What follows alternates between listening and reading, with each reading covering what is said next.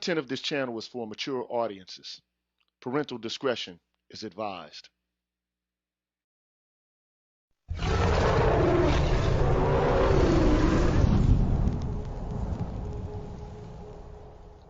You're tuned in to the Green Gorilla channel.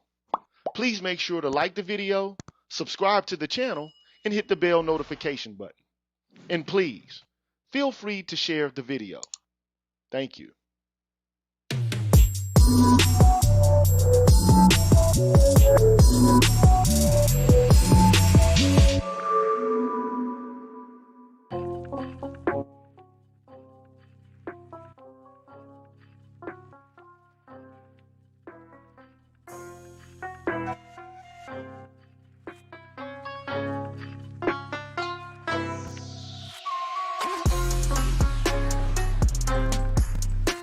One, two, 1, 2, check, check, check, 1, 2, 1, 2. What's good, everybody? I'm Gigi, and you tuned in to the Green Gorilla channel. It's the place where black men can express themselves freely, straight up, with no chasers. If you can hear me, please put a 1 out there in the chat, man, just so you could, let me know that you could hear me, man. Sometimes my GarageBand program goes down, and I can't really actually tell if you can hear me. If you can hear me, man, put a 1 in the chat, so that I actually know that I'm audible at the current moment. Cool. I see that 1. So anyway, man, before I get things started like I always do, man, I want to give a shout out to all the members of the Green Gorilla channel. So let me get that process going right now, man. Shout out to J. Cleveland Green. What's good, brother? I hope your family's doing well as well, man. Shout out to Peak Rock 496. Shout out to Tahuti, Gold Professor, Brotherly Love 215, Lee Ways, Night Raven, DF, and Aaron Peters. Big up to y'all, man. Big up, man. Big up to Zanko, Barnolas, hiphop.catv, Dardar, Lord Hamal, Michael Ross, Vincent Lindsay, Michael Pierce, Beautiful Trauma, and Quiz the Poet. Big up. Big up to Black Quizzard 80OS, Jazz Tech, Shadow Observer, Sugar T, Artisan MC, Big Said 658, Nasiana, Kyle J. Sura, Kareen and Troy Warren. Big up. Big up to Black's Word 404, Jeff R, Mrs. KP Bailey, Cutting Up with the Jones, Ricky Dawson, Alan Wiley, The Face, Mantis on Break, Electrician 480, and Life of Commerce. Big up. Big up to Julius Ferguson, True 7360, Herbert Lewis, D. Scott, Marvin Evans, A. Wilson's Ghost, Timothy Blewett, Jeffrey Speed, Marvin Battle Jr., and Mark Hope. Big up. Big up to John J., the IDP Expressions, Afro Troop TV, Adam, BGS Ivmore, Ignatz Mouse, Brian Peaks, Papa Didas, Scott Haywood, and Black Uru Strikes. Big up. Big up to Dr. Tree 33, Leroy Honeycutt, Broken Blade, Supertech, 77 Base X, Brian McMurray, K-Ron S, Anthony Davis, Donnell 360, and 7th Coast Dojo. Big up. Big up to Charles Rogers, Rick Ross, Sandra Jean, Charles Gilmore, Patricia Colley, Greg, Barry Little, Mr. Valentino, Jason Hales, and Black Men Being Brutally Honest. Big up. Big up to Cameron 87, Doc LaRock, Mark Swift, Odd Collar, Donald Watts, Coach Hotep, Old Soul Chief, Mr. Blue Collar, I'm Just Jules. And I haven't forgotten you, I'm Just Jules. I am going to do that show for you about Republican motherhood. I just got to get it all consolidated and situated. But big up to you, man. Big up to TD Hip Hop Media, Drew Main, Mr. Heat, Sir Anthony, MLR, Universal 178, Rasheed Barnes, Aaron Smith, DH, and Beware the Revelator. Big up. Big up to Aaron Infinite, Dr. Tiasan Johnson, and I can't forget my brothers in heaven, Forrest Windu, David Carroll, and Kevin Samuels, man. Big up to them, man. Straight up. And on the Patreon side, I want to give a shout out to Nick, Malcolm Smith, Rock One, Judah Harinda, Albert C., Dr. Ben Vincent, J. Cleveland Green, I Am the Light of My Father, Waffle Weave, Lamont Latimer, William Joyner, Tyrone Hampton, Darnell Smith, Excalibur, Anu 219, Pursuer Prisoner, Taz, Dragon59, Adrian Hicks, Jay Bailey, Mr. Michi, NEU, Momal, and Asangwa. Big up to all y'all, man. Thank you.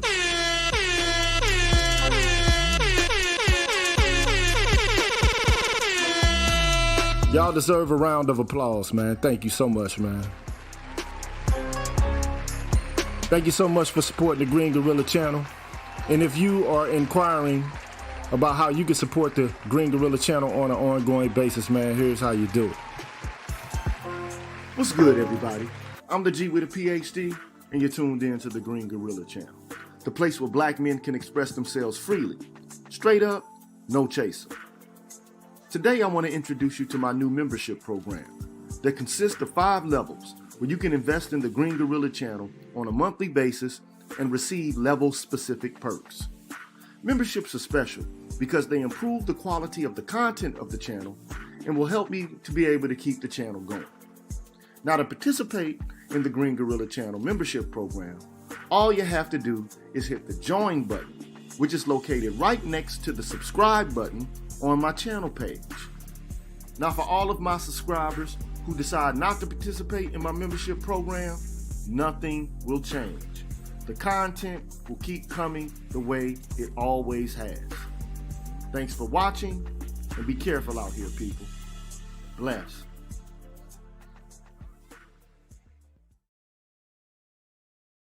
All right, man, we back. I'm GG. You tuned in to the Green Gorilla channel. It's the place where black men can express themselves freely, straight up with no chasers, man. And so today, what I want to do is talk about a film, man, that I saw the other day. And the film is named RRR. Put a 1 in the chat if you've seen this film already, and put a 0 in the chat if this film is something that you haven't seen. I just want to get a gauge to try to figure out who's actually seen the movie and who hasn't seen it. So if you've seen it, put a 1 out there. If you haven't seen it, put a 0 out there. Okay, so at least one person has not seen this movie. Ryan has seen it. Queen, Mrs. Sunkiss has not seen it. Not My Final Form has seen it. J. Cleveland Green is, yeah, I'm talking about the Bollywood movie. Uncle Fire has not seen it. Freetown MKTER has not even heard of it. So J. Cleveland Green says he's seen it. I'm talking about a movie named RRR. 3000 GT Atlanta put 1 several times in the chat. God damn. So yeah, it's well, Tollywood. That's what it is. It's a Tollywood movie. Okay? That's what it is. Now, you know, I don't know what you think about the movies you've seen recently that have been coming out of the black community. But as far as I'm concerned, most of what you've been seeing thus far, or what you've been seeing lately, has been pure bullshit. Absolute fucking bullshit.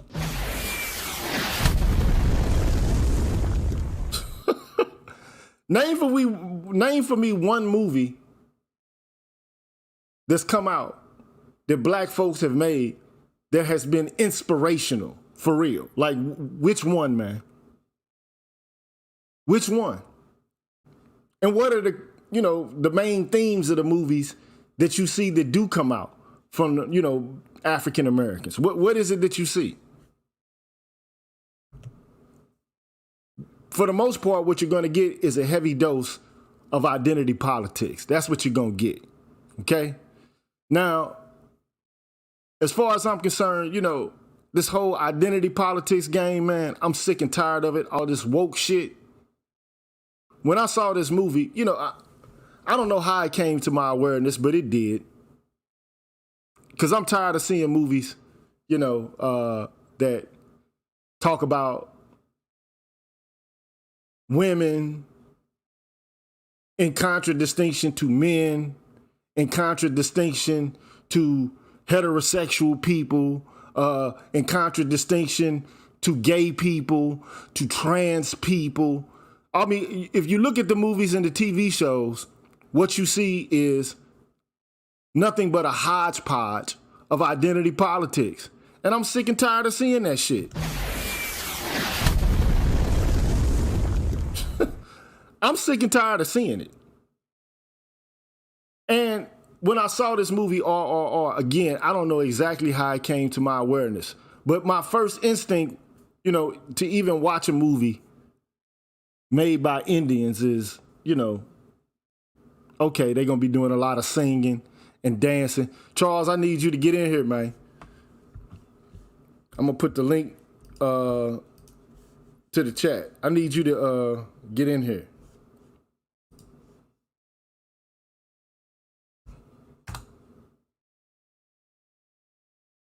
That's for Charles, man. Most of what you see is what I consider to be either politics that denounce patriarchy or, you know, movies that deal with the subject matter of inclusion and diversity. But at some point, like, how long will we have to talk about this shit?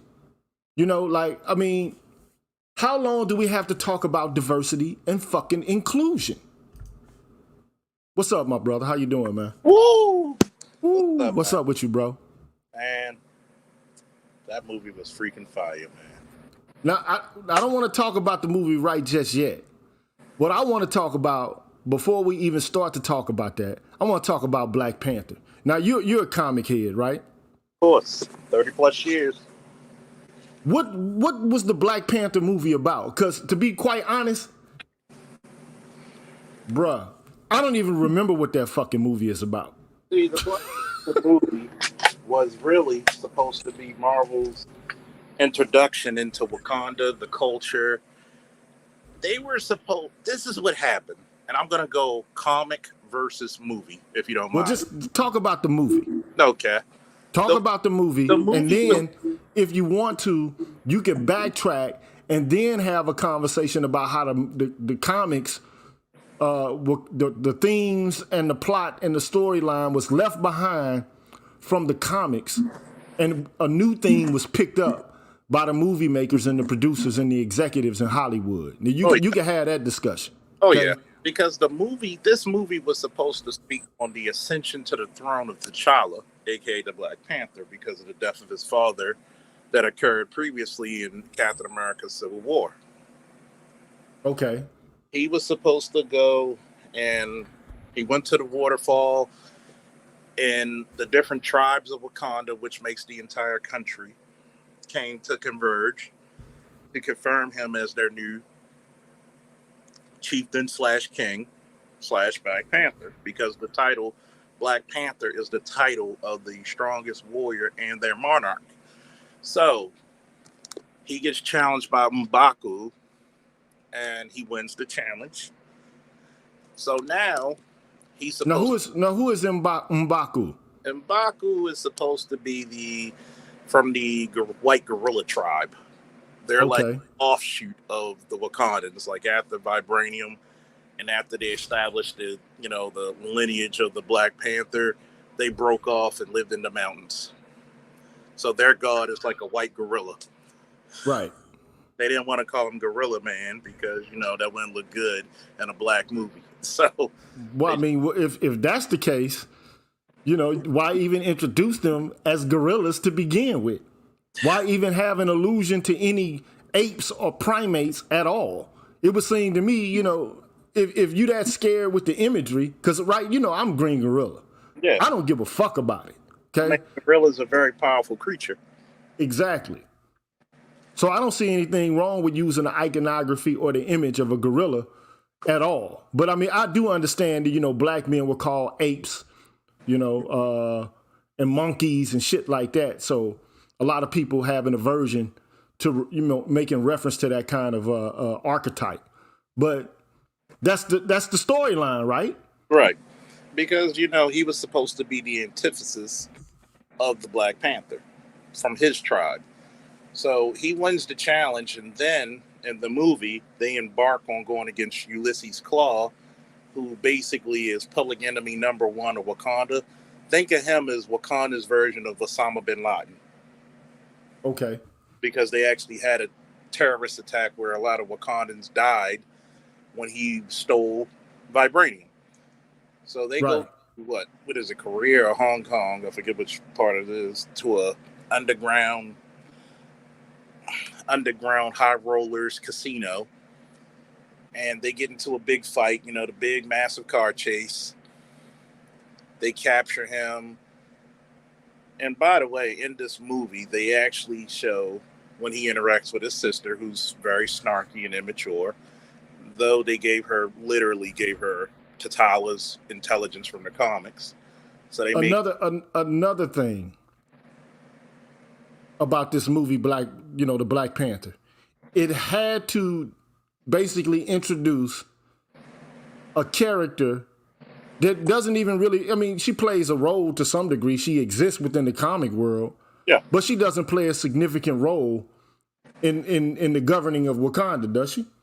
No, she's the little sister. You got to realize there's only one person that really means something to Wakanda. I mean, the Shuri in the comics is totally different than the one in the movies. Well, of course it is. I mean, Shuri in the comics was a warrior. She was the second best warrior and fighter, only surpassed by really T'Challa. So, okay, so just keep going on. So, I mean, this is the only, if I had to give a synopsis of Black Panther, this is what I thought of. Mm-hmm. You got T'Challa who comes home after his daddy dies to take his place as the king of Wakanda. Mm-hmm. Then all of a sudden some enemy appears, right? Right. And he gets drawn into a conflict that puts the whole damn fate of Wakanda and the entire world in jeopardy, okay? Yep. And he's faced with all kind of obstacles, treachery and danger and such. Yeah. But he has to get his allies together so that he can basically harness the power of the Black Panther, defeat the enemies, save Wakanda, save the world, and secure the safety of his people. Oh, yeah. So, I mean, we could drag it out to like an hour, really, talking about Black Panther. But the thing about it is, I'm gonna just say this real quickly about certain parts. You have a guy who's the monarch of his own kingdom, and he's the one looking starstruck against a girl who, if any other culture with a monarch, will call her a commoner. You have his sister, who was very snarky, and I mean, I guess I'll slim it up to like siblings picking on each other, but that is your king. That is the head of your state. And right. I can understand behind the scenes you tease him, but there's a couple of times she was being disrespectful or played pranks on him. And remember, this is the equivalent if Green Gorilla was president of the United States. Your little sister does something to make you look like a fool in front of Congress.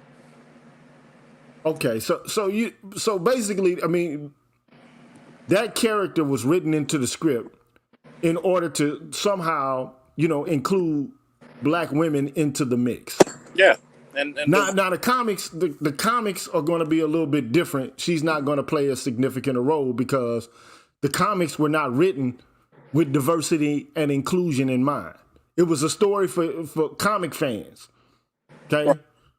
And most often, like if you're looking at comic books, like I don't know how many women, are into comics. I'm pretty sure there are more now than there were when I was young. But like my cousins and shit like that, I don't have any sisters, that I live with coming up. But I do have two sisters, but they lived in Chicago. But I don't recall them having comic book collections and being into the lore and being into the story arcs of any comics at all. Even now, there's a greater population of females, girls, and women who are into comics and anime, but that genre is still overwhelmingly dominated with men. And a lot of women, when you see them, they like. I'm not saying men don't do it too, because it's called cosplaying when you put the costumes or you create them or you buy them. It's a little bit different when you were a boy. Like, I'm 40 and you're older than me. So, back in the day, especially in the Black community, it wasn't cool to be a comic book fan.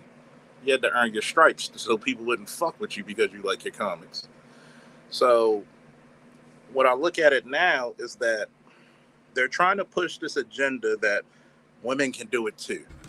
Even though historically you had strong female roles in movies.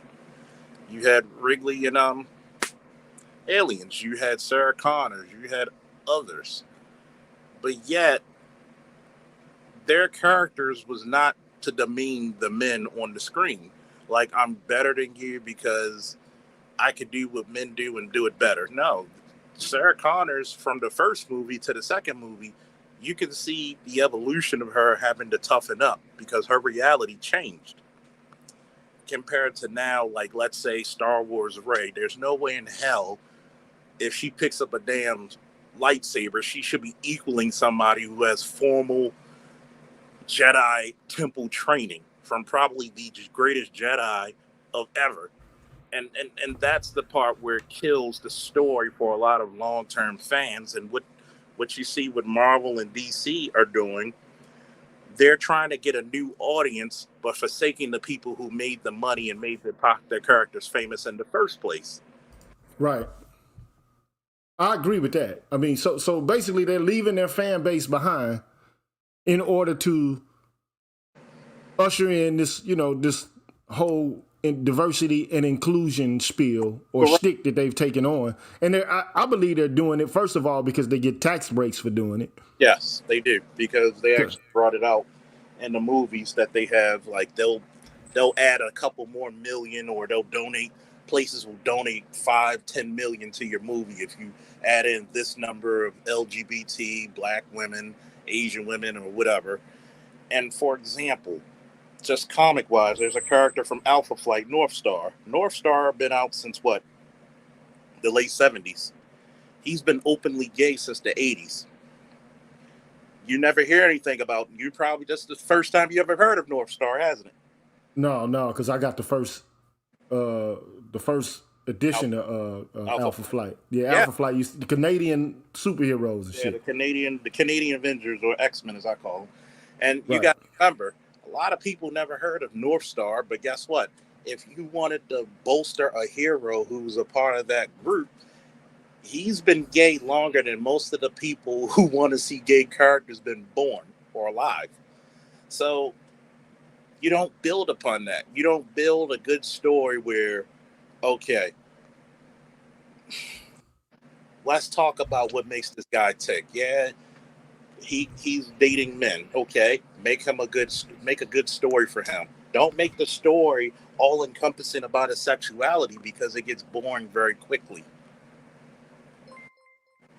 And so, that was my only issue with what I see today, in all of the stories that we tell. It just seems like we're hit with a constant barrage of diversity and inclusion politics that really doesn't inspire black folks to do anything. Like, what is this supposed to be inspirational for and about? And it's funny because I talked to Sanddog, shout out to Captain Jack. Shout out to Sanddog, Rue. When he stated, you got to remember, when you look at T'Challa in the comics or the movies, he outranks everybody who's an Avenger. He's a head of state. He's a monarch. He's a king. His peers are Namor, Dr. Doom, who are heads of state. So when you look at him in Civil War, and he was just an ass kicker. He wanted vengeance for his dad dying.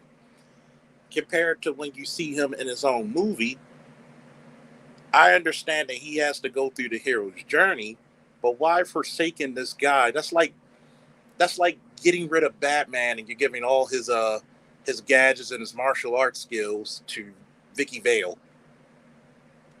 We wanted to see the intelligence and the poise of a T'Challa, because obviously when he's in Civil War, this isn't his first rodeo as Black Panther. He's been preparing for this role all his life. But let me just say this, because I want to take the argument in a different direction, right? So when I saw Black Panther, the impression I was left with was the internal politics of black people, man. That's what I got from it. because you got Killmonger, right? I'm talking about the movie, right? And welcome, Artisan MC. What's going on, bro? What's up, Artis? What's going on, brother? Sorry about that. I remember you said Central Time. I'm on Pacific Time. Oh, it's all to the good. It's all to the good, man. So, introduced to the story, you know, Killmonger, right? Right. Who's an African American. He was born in America, so he's African American. That's his culture, okay? But he thinks he has a birthright. He thinks he also has a right to claim the throne of Wakanda and to take on and assume the identity and the powers of Black Panther. So just like, you know, everybody is, it's like who's going to be the head nigga in charge. That's what this movie is about, almost to me. And pretty much part of the movie is about Black Panther. And pretty much you can see in that second half of the movie that you talk about, you can see in that part of the movie, I'll say this as eloquently as I can say it. You see the confusion and the frustration of Black America through the eyes of, you know, Killmonger. You know, it's like a soldier without a country, you know, so to speak. All he wanted was vengeance.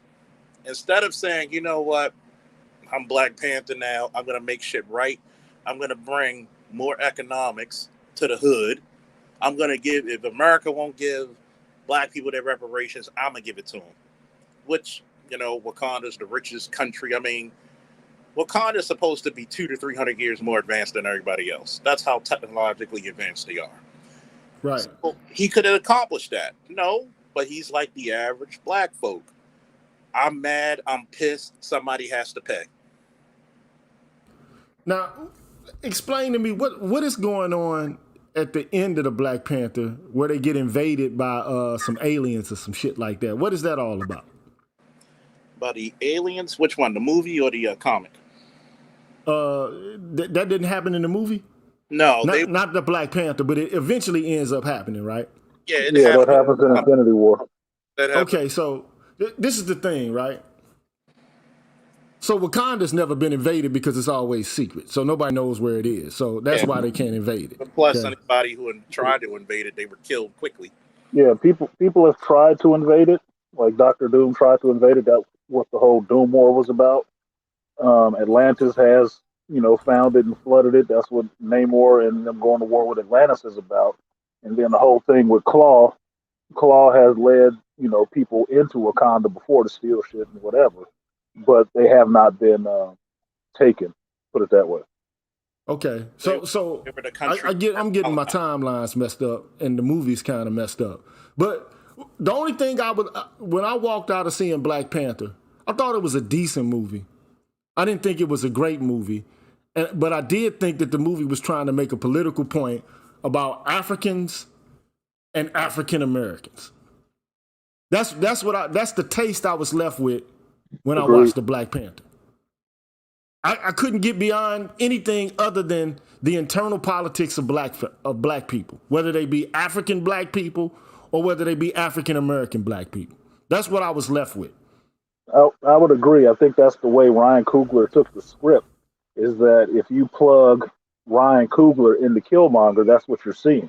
He put himself into that world of the MCU and Wakanda and how he, a person from Oakland, California, would relate to that world. Yeah. And what you see a lot of the, like I said earlier, the frustration, the disenfranchisement through the eyes of Killmonger. And it worked on screen. It gave his character much more depth. I'll give him that. Well, you know, I felt like Killmonger, you know, I felt like Michael B. Jordan stole the show for real. I mean, I think he did a better job. I mean, you know, than oh yeah, he did, because, you know, he had a lot of classic lines that people still remember. Is this your king? Is this your king? And a lot of it was like, you know, trying to galvanize Black Americans, you know, but where to cut off from is that a lot of Black people actually looked at T'Challa as weak. And, you know, I've talked about this on my show and your show and probably Artisans as well. A lot of Black people do not understand diplomacy and power, if that makes sense. A lot of them don't. It makes a lot of sense because what if black people had to be diplomatic about? Exactly. Like, I mean, like what kind of like political power have black people actually held in mass? Yeah. Like we don't know anything about diplomacy or anything like that.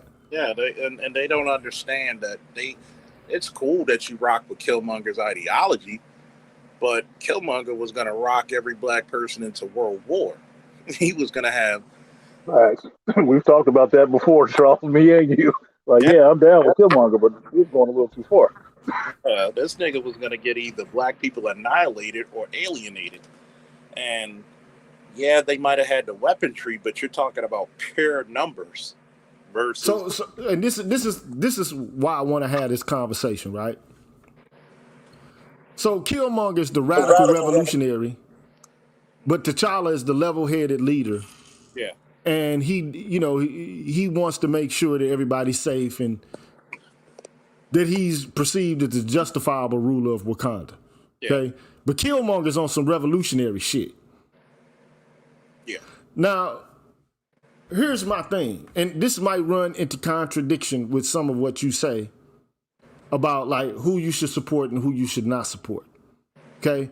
Because when I look at black movies, at least since the blaxploitation era, you had a couple of them here and there. Okay, so the last movie where I saw black people, like going ham on white people who were doing dirty and cruel and evil and nasty shit to them was Django Unchained. That's the last movie I saw where you had a black man kicking some ass. Hateful Eight. Okay, the Hateful Eight. Who was in that was doing the kicking the ass? Samuel L. Jackson. Samuel L. Jackson. Okay. But I mean, those are like that's one man, kind of sticking it to the man. And that seems to be the main theme of black movies. And you don't really get a lot of those kind of movies. How many more have you seen? Not a lot, unless you want to count like Amistad or Glory or something like that, where they were actually in a war situation where they actually got to fight back against some people. But other than that, no. So I'm just telling you. So have you seen RRR? Yes, but I fell asleep on the last 30 minutes of it. But I was enjoying that damn movie. I'll tell you that. Let me just say this, man. When I saw RRR, and thank you, Mississippi Delta guy. He says, I saw RRR. It was great. Indians will never let Bollywood make an action film without strong male leads. Shout out to Mississippi Delta guy, MS Delta guy. That's the point. When you saw RRR, did you see any traces of diversity and inclusion being pushed and promoted? Hell no. Hell no. They were highly. What's up, Doc, man? I'm glad you can make it, man. What's going on, y'all? Can you hear me? Man, Yeah, I can hear you. I can hear you well, man. You sound clear. I got 2 doctors. I've been feeling kind of down and sick. How do I take care of that? Never mind. You wrong doctor. Yeah, you got second opinions. Wrong kind of doctor, okay? Yeah, that RRR, I didn't realize how kick-ass of a movie that would be. I didn't have any idea either, because when you think of, Indian movies, you think of Bollywood and you think of Tollywood, but you don't think of any action-based kind of movements or themes being pushed at all. I think about love stories and singing and dancing and Broadway musical type shit. Yeah, some Slumdog Millionaire type shit. They were uber masculine in that motherfucker. Now, I will, this is going to be some spoilers here because we're going to talk about RRR, okay? Before I do that, though, I want to say, there were some corny moments in this movie, okay? In keeping with the tradition of Bollywood or Indian movies in general, they had a couple of singing and dancing numbers. I think they had 2 of them, if I'm not mistaken. Yeah, they had a few, which I was fine with. I've watched some Bollywood stuff, so I'm good with that. I understand that's how they get down. Man, as a principle, I hate musicals, so that was hard. I do not like when people break out in a song in the middle of some shit. It's just not my thing. But so they had a few. Yeah, they did. Yeah, they had a few, okay? But come on, Doc, you're a cultural studies expert, okay? And this is how I put it, okay? RRR to me is political nationalist propaganda. That's what it is to me. That's how I perceive this movie. Yep. I Very didn't much so. perceive the movie, and I think that they put that in there precisely because they want to ensnare the attention of women and children as well. So I think that's why, and perhaps maybe older people who are not just into drama. Okay, so and yeah, you know, I'm not, Broadway musicals aren't my thing either. Okay, the last movie I saw that had a lot of singing in it and dancing in it from black folks that I really enjoyed was when I was a child, and that was The Wiz. But you can't tell me The Wiz, when you saw it when you were young, that you weren't entranced by that shit. So you eased on down the road, huh? I mean, I saw it when I was maybe in the 3rd or 4th grade. Yeah, that's about the time. And you know, what kids don't like singing and dancing and shit like that? What kids, you know, like cartoonish sort of themes and shit like that? I mean, it's something that will draw the attention of younger people who are not, you know, necessarily, you know, thinking, you know, rationally, but doing more emotive thinking. But I also think it was an unabashed celebration of Indian culture. You know what I mean? Yeah, I think that was part of it too, because it is nationalist. It is unapologetically nationalist.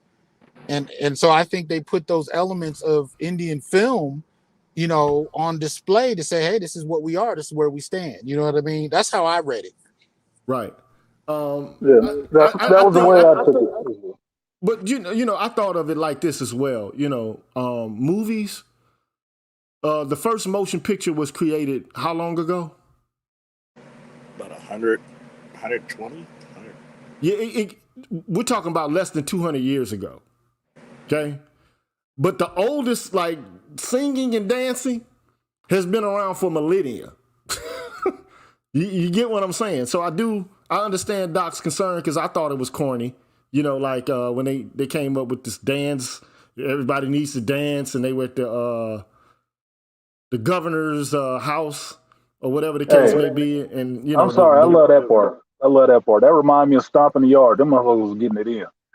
Oh, they were getting it in now. They were getting it in. It also looked like some capoeira shit. Just watching their culture and the dancing that they were doing, it reminded me of capoeira. That it looks like martial arts that they're doing, that the guys are doing. It's basically what they are. I mean, you got to look at the scene when they rescued the boy from the train. You know, the flame. But before we get there, because we haven't started discussing RRR yet at all. Okay. Now there are going to be spoilers in this, and I'm gonna try to push it along so I can get everybody out of here because I'm pretty sure y'all got shit to do. Okay. And before I do that, I want to do some housekeeping. And I'm gonna start from the top and then work my way back. Again, thank you, Mississippi Delta guy. He says, I mean, without strong male leads. Thank you, T Fitness, for you. Appreciate that. Mississippi Delta guy again says, I world with East Indians. They're very proud of their culture. They actually will say they are smarter and better looking than the rest of the world. I tell you what, no shade to black women, but it's some pretty ass motherfucking Indian women, bro. Real talk. Mississippi Delta guy again, he says RRR, the hunting scene and the tiger scene and the scene where the lead would not bend as he was being whipped, a lot of symbolic nationalism. I agree with that. Okay. So let's get to it, man. What was your impression of the movie? Just without saying anything about it, what was your impression of the movie? Just do you think it was good? Would you encourage people to watch it? I'm saying yes. I would encourage people to watch it, if not for the nationalism sense, to see what it looks like to actually put your men and your culture first. Watch it just because you're getting that deep dive into somebody else's culture and how they operate. This is their view of what they want to put out to the world, and match it next to what we are putting out from this culture into the world to say, hey, this is us. Okay, what you think, Charles? I was pleasantly surprised. I think it's nice to see a male-dominated, unapologetically nationalist ideology being spread, and how you didn't have these, okay, I am woman, hear me roar, taken away from the masculinity of what the men did. You could see that the men were actually appreciated, and the women actually helped the men instead of trying to embarrass the men. So yeah, go see it. And that's one of the deepest things that I got from this. Like, the women aren't working at cross purposes with the men. The women aren't because typically there's a protagonist and an antagonist in a movie. Whether it be in the form of one person against another, or a group of people against another group of people. Okay? You didn't see any antagonisms between Indian men and Indian women in any way. That wasn't a part of the messaging of any of the movie at all. But Doc Johnson, what was your initial impression, man? Well, first, to address that, for African American men watching it is different, because we're used to, getting competition from women, both in our real lives and on screen.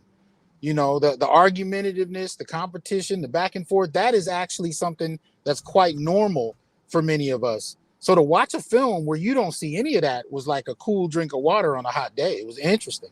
But as far as recommending it, it's not like I would run the streets telling everybody to watch it.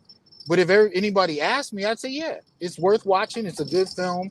And it's interesting because when I was in graduate school, right, of course, European culture, American culture is considered the standard, the norm. But interestingly enough, nationalisms in general were considered regressive. They were considered less evolved, less developed.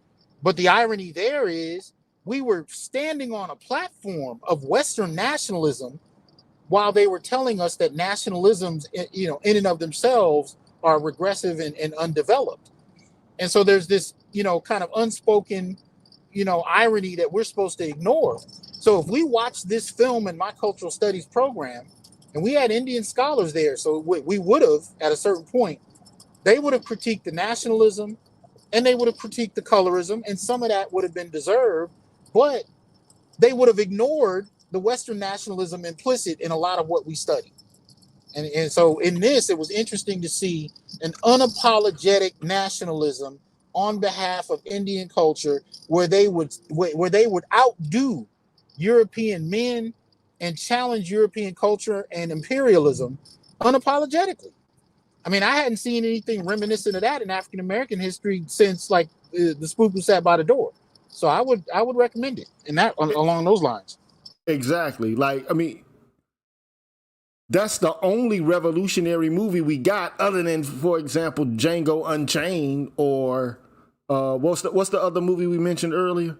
Amistad or something like that. But those are all slave-based movies, where any revolting occurring is purely predicated upon some personal wrongdoing. Their personal struggle. But eventually, we know with Amistad, they lost. We know with, Django Unchained, black people, the vast majority of them were still slaves. Okay? In this movie, what you get is a release. You get two men who ultimately overcome the British, governor of I don't know what area in India it was supposed to be hearkening to. But I mean, they get him out of there. And not only do they get him out of there, they get his wife out of there. And they do so with violence. And she was there. They don't do so by trying to become included in their structures, by trying, well, I mean, to a certain extent that happens, okay? Because as we get into, you know, kind of discussing the theme of the movie, the themes of the movie, we'll see how that actually was taken on. But these people, man, were about violent revolution, man. They weren't just sitting back, you know, thinking, okay, well, what can we do to show? I think what you would call it, Dr. John, aggressive assing. Right. They weren't aggressively asking. They weren't begging for inclusion. They were like, you got to get the fuck out of here. Oh, there was no "we shall overcome" marches in that motherfucker. There was no discussion of like, and we know that one, like, the primary influencer on MLK was Mahatma Gandhi. Okay, but there was no reference to Gandhi in this movie. I mean, you know, like, no, I'm not saying that there weren't any peaceful people there. I mean, there were, but I mean, for crying out loud, man, they weren't like, okay, well, let's just be peaceful. Let's lay our bodies on the line and let people beat us. And if they keep beating us, they'll eventually begin to see our humanity. There was none of that in this movie. Well, and again, I would say now Spook was set in the 70s, the time period it was made. And you did get to see an unabashed revolutionary impulse beyond one's own individual frustrations. But again, that was in the early 1970s. When's the last time we saw that in black film? Now, in this one, and I wanted to just add to the point you made about white women, they kind of split the difference. White men, they definitely competed with unapologetically. There were white female characters that were allowed to be humanistic, and then there were white females that got it. They got the same gun, they got the same violence as the men got because they were participatory. So it was an interesting kind of split along those lines. Well, the way I read that, and I'll just go out there and say it, you know, we'll fuck your women, but we ain't gonna take no shit from your men. Or and if you out here tripping like a woman, you know, doing some scandalous shit, you gotta go too. You gotta die too. That's what I got from it. I didn't get, you know, well, she's a lady. If she's on some bullshit, she gotta go. Yeah. Exactly. And you even got to see an unapologetic Indian patriarchy, right? Because we know, and you're about to get into this, the little girl is what sets everything off. Exactly. The abduction of a little Indian girl is what sets everything off in that respect. Okay, and so look. Okay, so look. Here's the plot of this movie. So we talking about colonial India. Okay, you have some tyrannical administrator or governor, and I think his name was Scott. Okay, and he had a wife. Her name is Catherine, and they visit some forest. Okay, and they abduct this little girl. Her name is Molly, because she sang for Catherine, who's the governor's wife, and she painted her hand. She put some sort of, you know, artwork on her hand, okay? And she sang, and ultimately, Catherine was like, I want to take this woman with me. So what ends up happening is they take the little girl, they abduct her, and, you know, the mother is all distraught, and she's worried about her daughter being taken away. And as she runs up to the vehicle, you know, in order to plead Catherine, you know, to give her child back, the governor basically says, man, dispense with this bitch. Get her out of my way. Do something about this. And so one of the British is about to shoot her. And then what's said is, don't you know how much money it costs to transport that bullet from the West all the way to India? Why waste a bullet on her? And then the British guy grabs a big ass log and smacks the shit out of her head, like beats her in the head. Okay? And that was hella. I mean, that was the first scene. I thought it was graphic as hell. I was like, man, this is some shit. Like, this is just ridiculously graphic. Okay, but it just shows you the savagery. I'm guaranteeing you some shit like that has happened to women in India during British colonial rule, with no question. Okay, but then what happens next? Do you remember?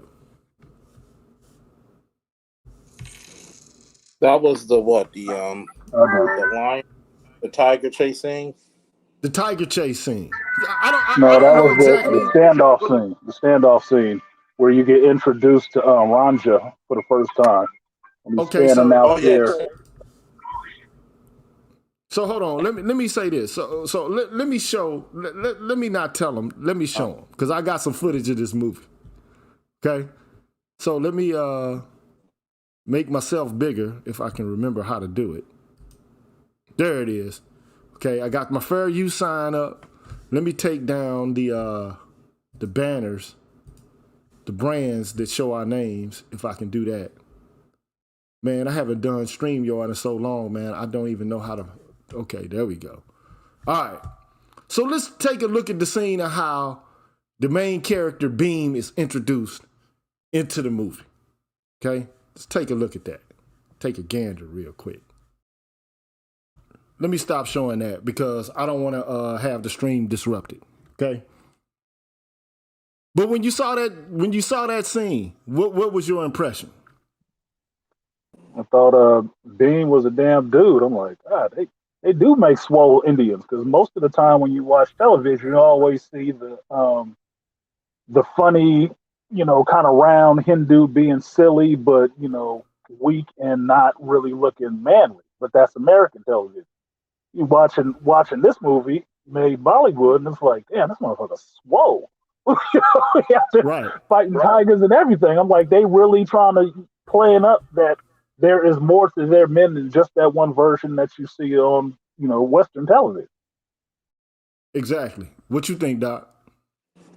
No, I think he said it.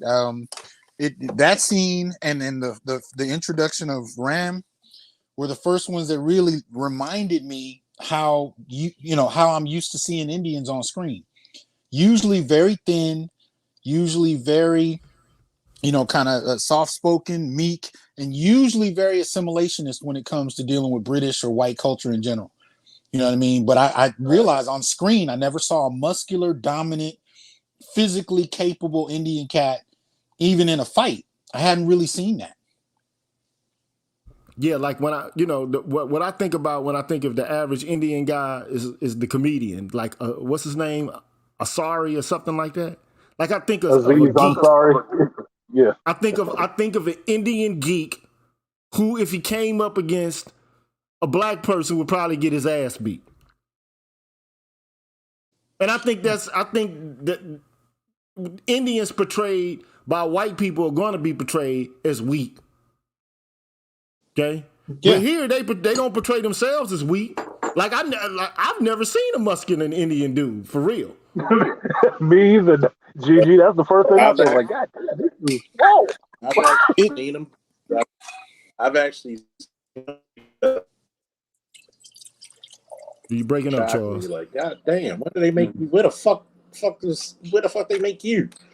Like, it's shocking because not only can you tell from the muscularity, he was instinctive, he was tactical, he was efficient.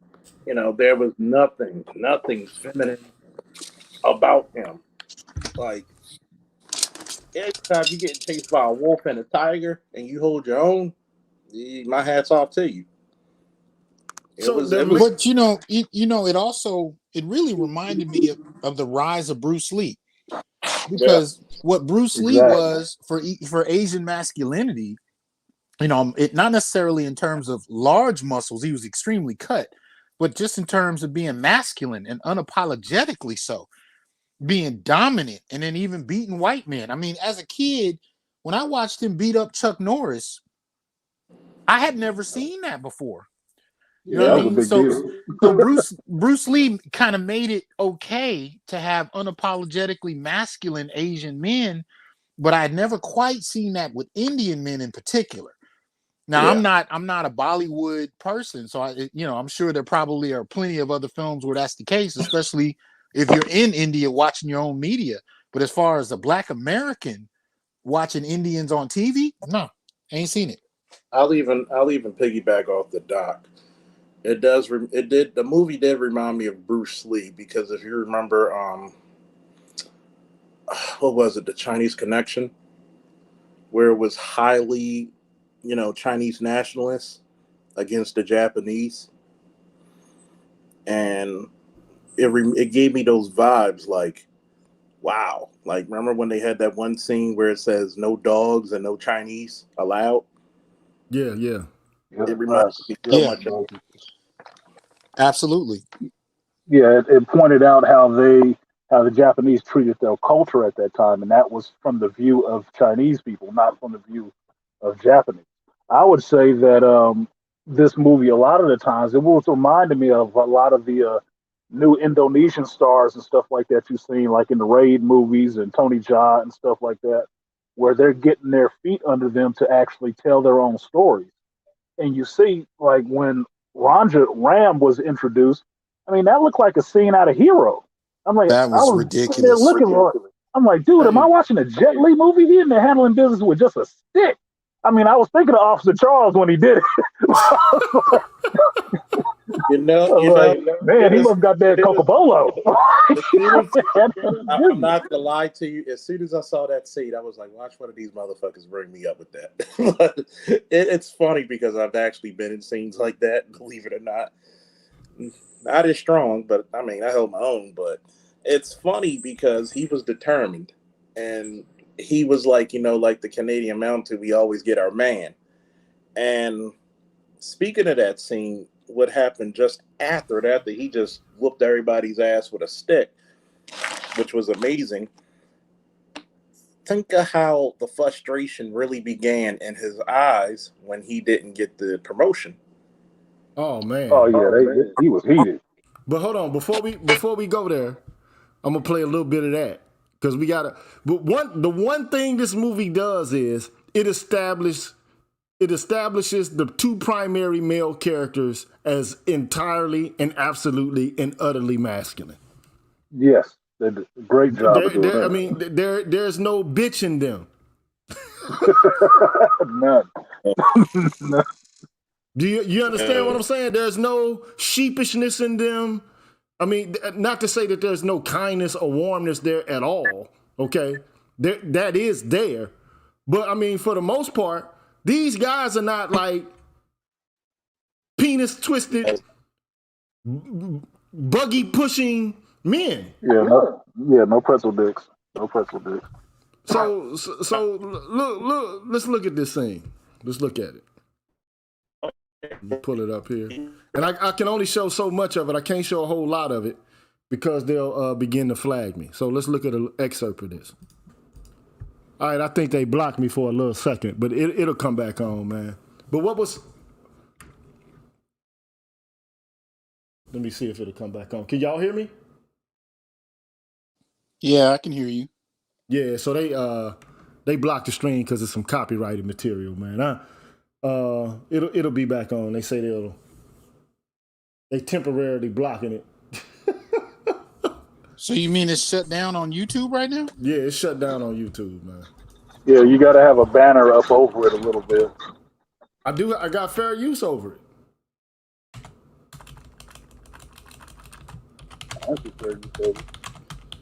This is the shit that you got to deal with, man. Trying to do damn content on fucking YouTube.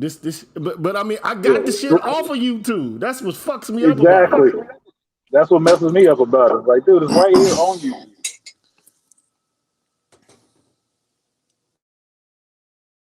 Let me see if this shit will come back. If it don't come back, I'll just have to create another stream. All right, let me do that because I'm not gonna sit here and wait forever and ever and ever and ever. So let me do just that, and I'll invite y'all. I'll send the link to the new stream. Hold on. Just send it to my email. Hold on. Create a broadcast. We're back. This is some bullshit, boy. Let me see. Create the broadcast.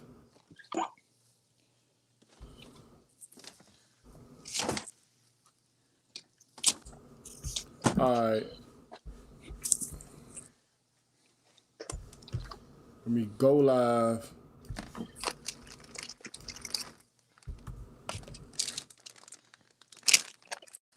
All right, man. I had to create another stream. Hold on. Let me copy this and put it in the. Can y'all see the chat? I just put a new link up there. Okay. My bad. I apologize for that. I guess I won't be able to show any more.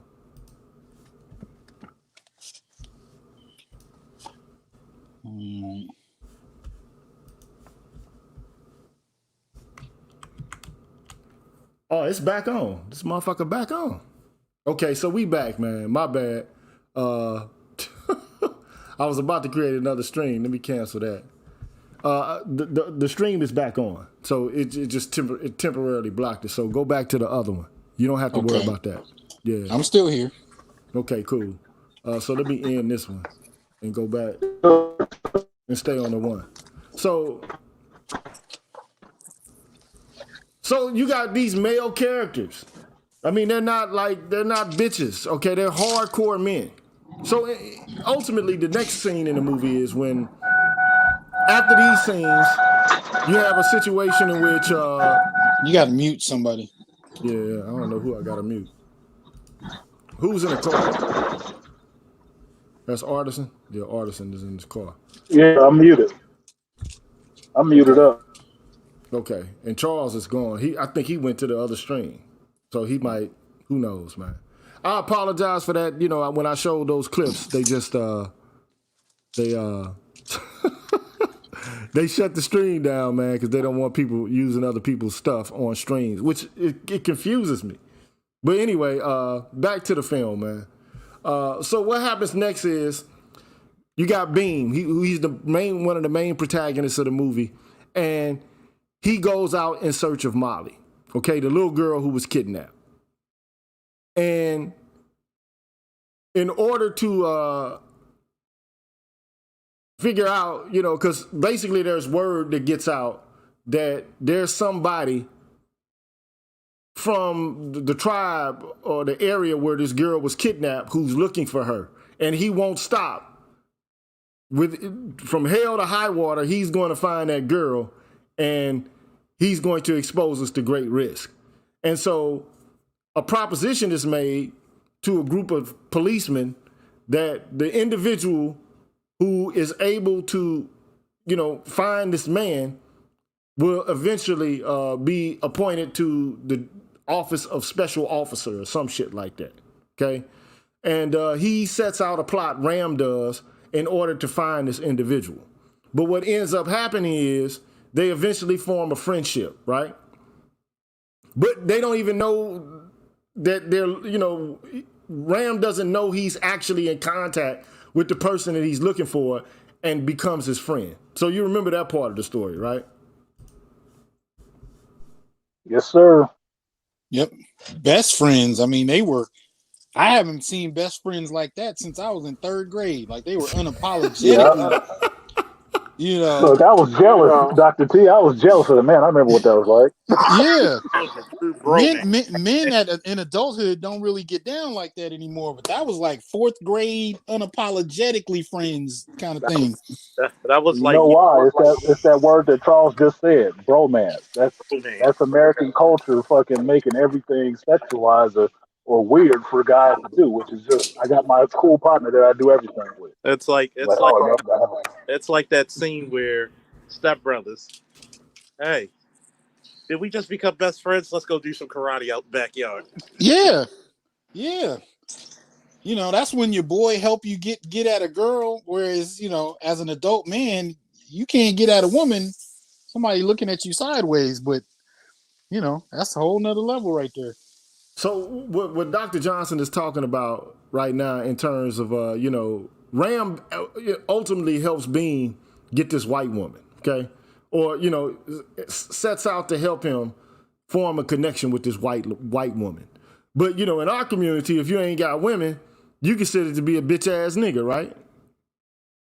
Whole bitch, not a half, but whole. But, I mean, you do see friendships amongst black men on screen. But they're kind of distant. It's not, it's always,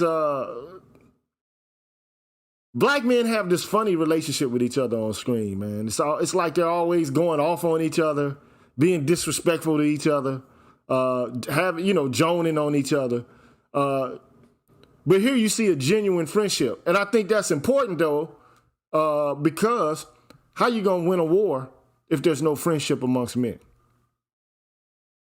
How you going to undertake to expel a foreign invader in your own land if there's no love or friendship between the people that exist there? And this is one of the things I think that they beautifully articulated, with the friendship, but ultimately the friendship will come to a test. Anybody want to explain why that friendship gets put to the test? I think you laid it out there. I mean, Ram is actually charged with finding, the person he needs to find, and it happens to be his best friend. So they're going to come at odds, and up to the point where they explain Ram, and I know we're going to get there later. This is just a super Tom. Yeah, I hated that character when I first saw this movie. Because it's a long ass movie, and I'm sorry to put you through having to watch all the long ass movie. Okay, I'm sorry, but it's shorter than the extended cut to Lord of the Rings, so I can't complain about that. But the only thing is, man, when I saw the movie, the only thing I'm trying to articulate is when I saw the movie, I was embarrassed about black culture. I was embarrassed by it. I was embarrassed by our aesthetic and the political ideology promoted in our movies, which is what? What the fuck is our ambitions politically in our movies? What messaging are we trying to send each other with the movies we make or the TV shows that we make? Like I've seen movies like, what? Bros, like hanging out like Best Man and shit like that, which is cool to a certain extent. I mean, I ain't hating on it. But like, it's not about revolutionary action or nothing. It's just like, okay, my best friend fuck the woman I'm about to marry. And now he has to pay for it. Or love in basketball. Like we got a whole bunch of love stories, black struggle love stories and shit like that. And we got stories about how black men ain't shit. Like I'm waiting to exhale. Or we have like mobster movies, like where we kind of emulate the aesthetic of white people's movies. But what is our own cultural aesthetic when it pertains to film? And what messaging are we trying to put out there? We got TV shows like Power and BMF. I know you've seen this. I mean, but what messaging as a culture is being put out there for us to consume? I think the biggest message outside of dysfunction is that we exist. That's why you think, you watch a movie like this and get embarrassed because where is the compliment to that in black cinema or anything? Closest you get is Black Panther, right? But even Latinos can point to El Chicano. It's not a big budget movie, but at least they put something out there. So it does get embarrassing that El our Chicano whole was dope. Cinematic, yeah, El Chicano was dope. But you see that our whole presence cinematically is reduced down to very narrow areas. Look, man, I like Boys in the Hood. I thought it was a good movie. But these movies have a deep impact and influence on how we behave and how we act. I'm not saying that, life imitates art in every instance and degree. But I mean, come on, for crying out loud.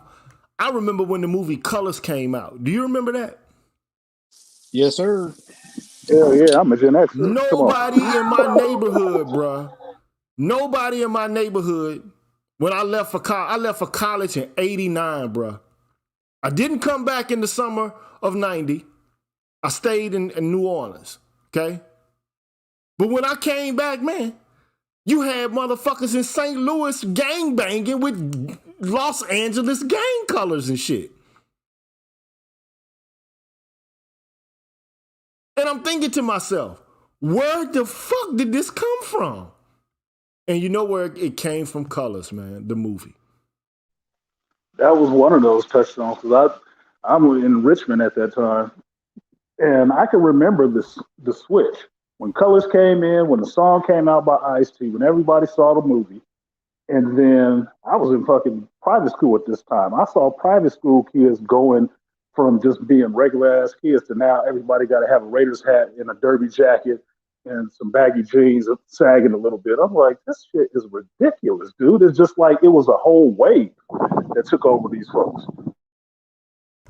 That's what I think.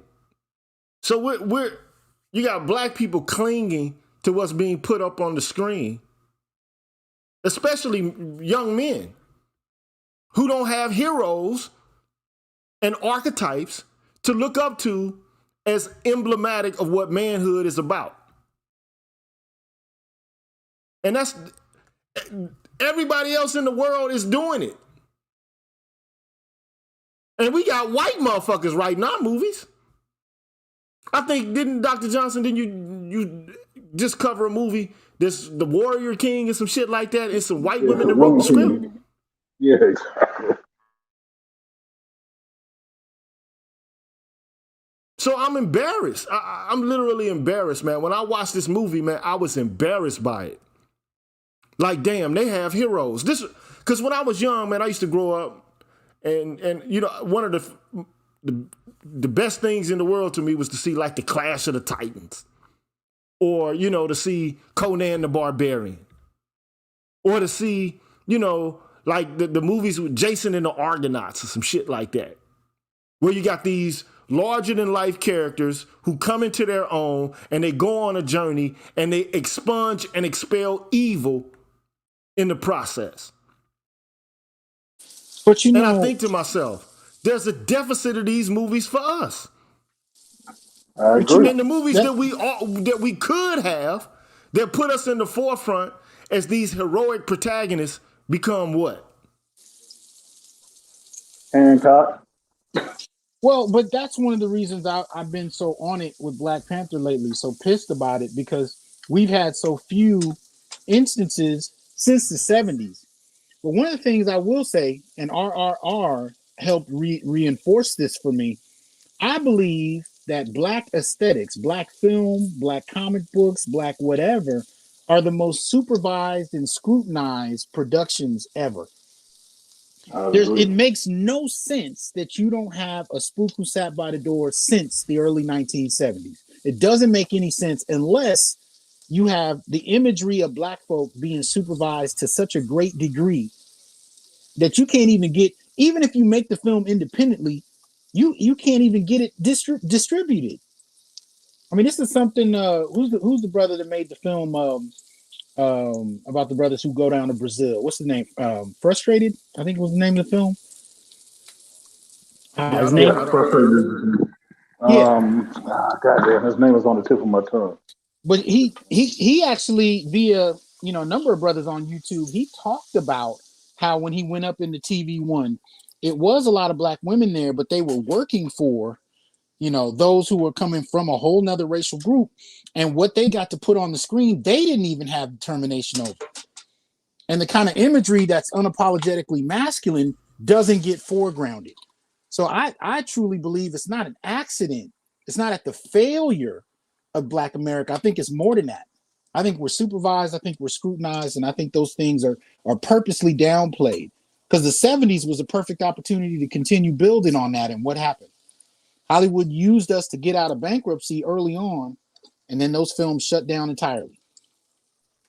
Yeah, well, it's been done in Hollywood, and then it's been done on television too. Like by the time you get to the early 90s, mid 90s, remember how many black centric television shows you actually had? Some of that was good. One of my favorite, which was South Central, was really good. They took all of those off the air in one season, all at the same time. They all disappeared. All those little young black directors that you had, disappeared all of a sudden. Like, yeah, they was getting a lot of hype. And then within that same 1 year, all that stuff went away. It's like, yep, we done with this. And you had your chance, bye.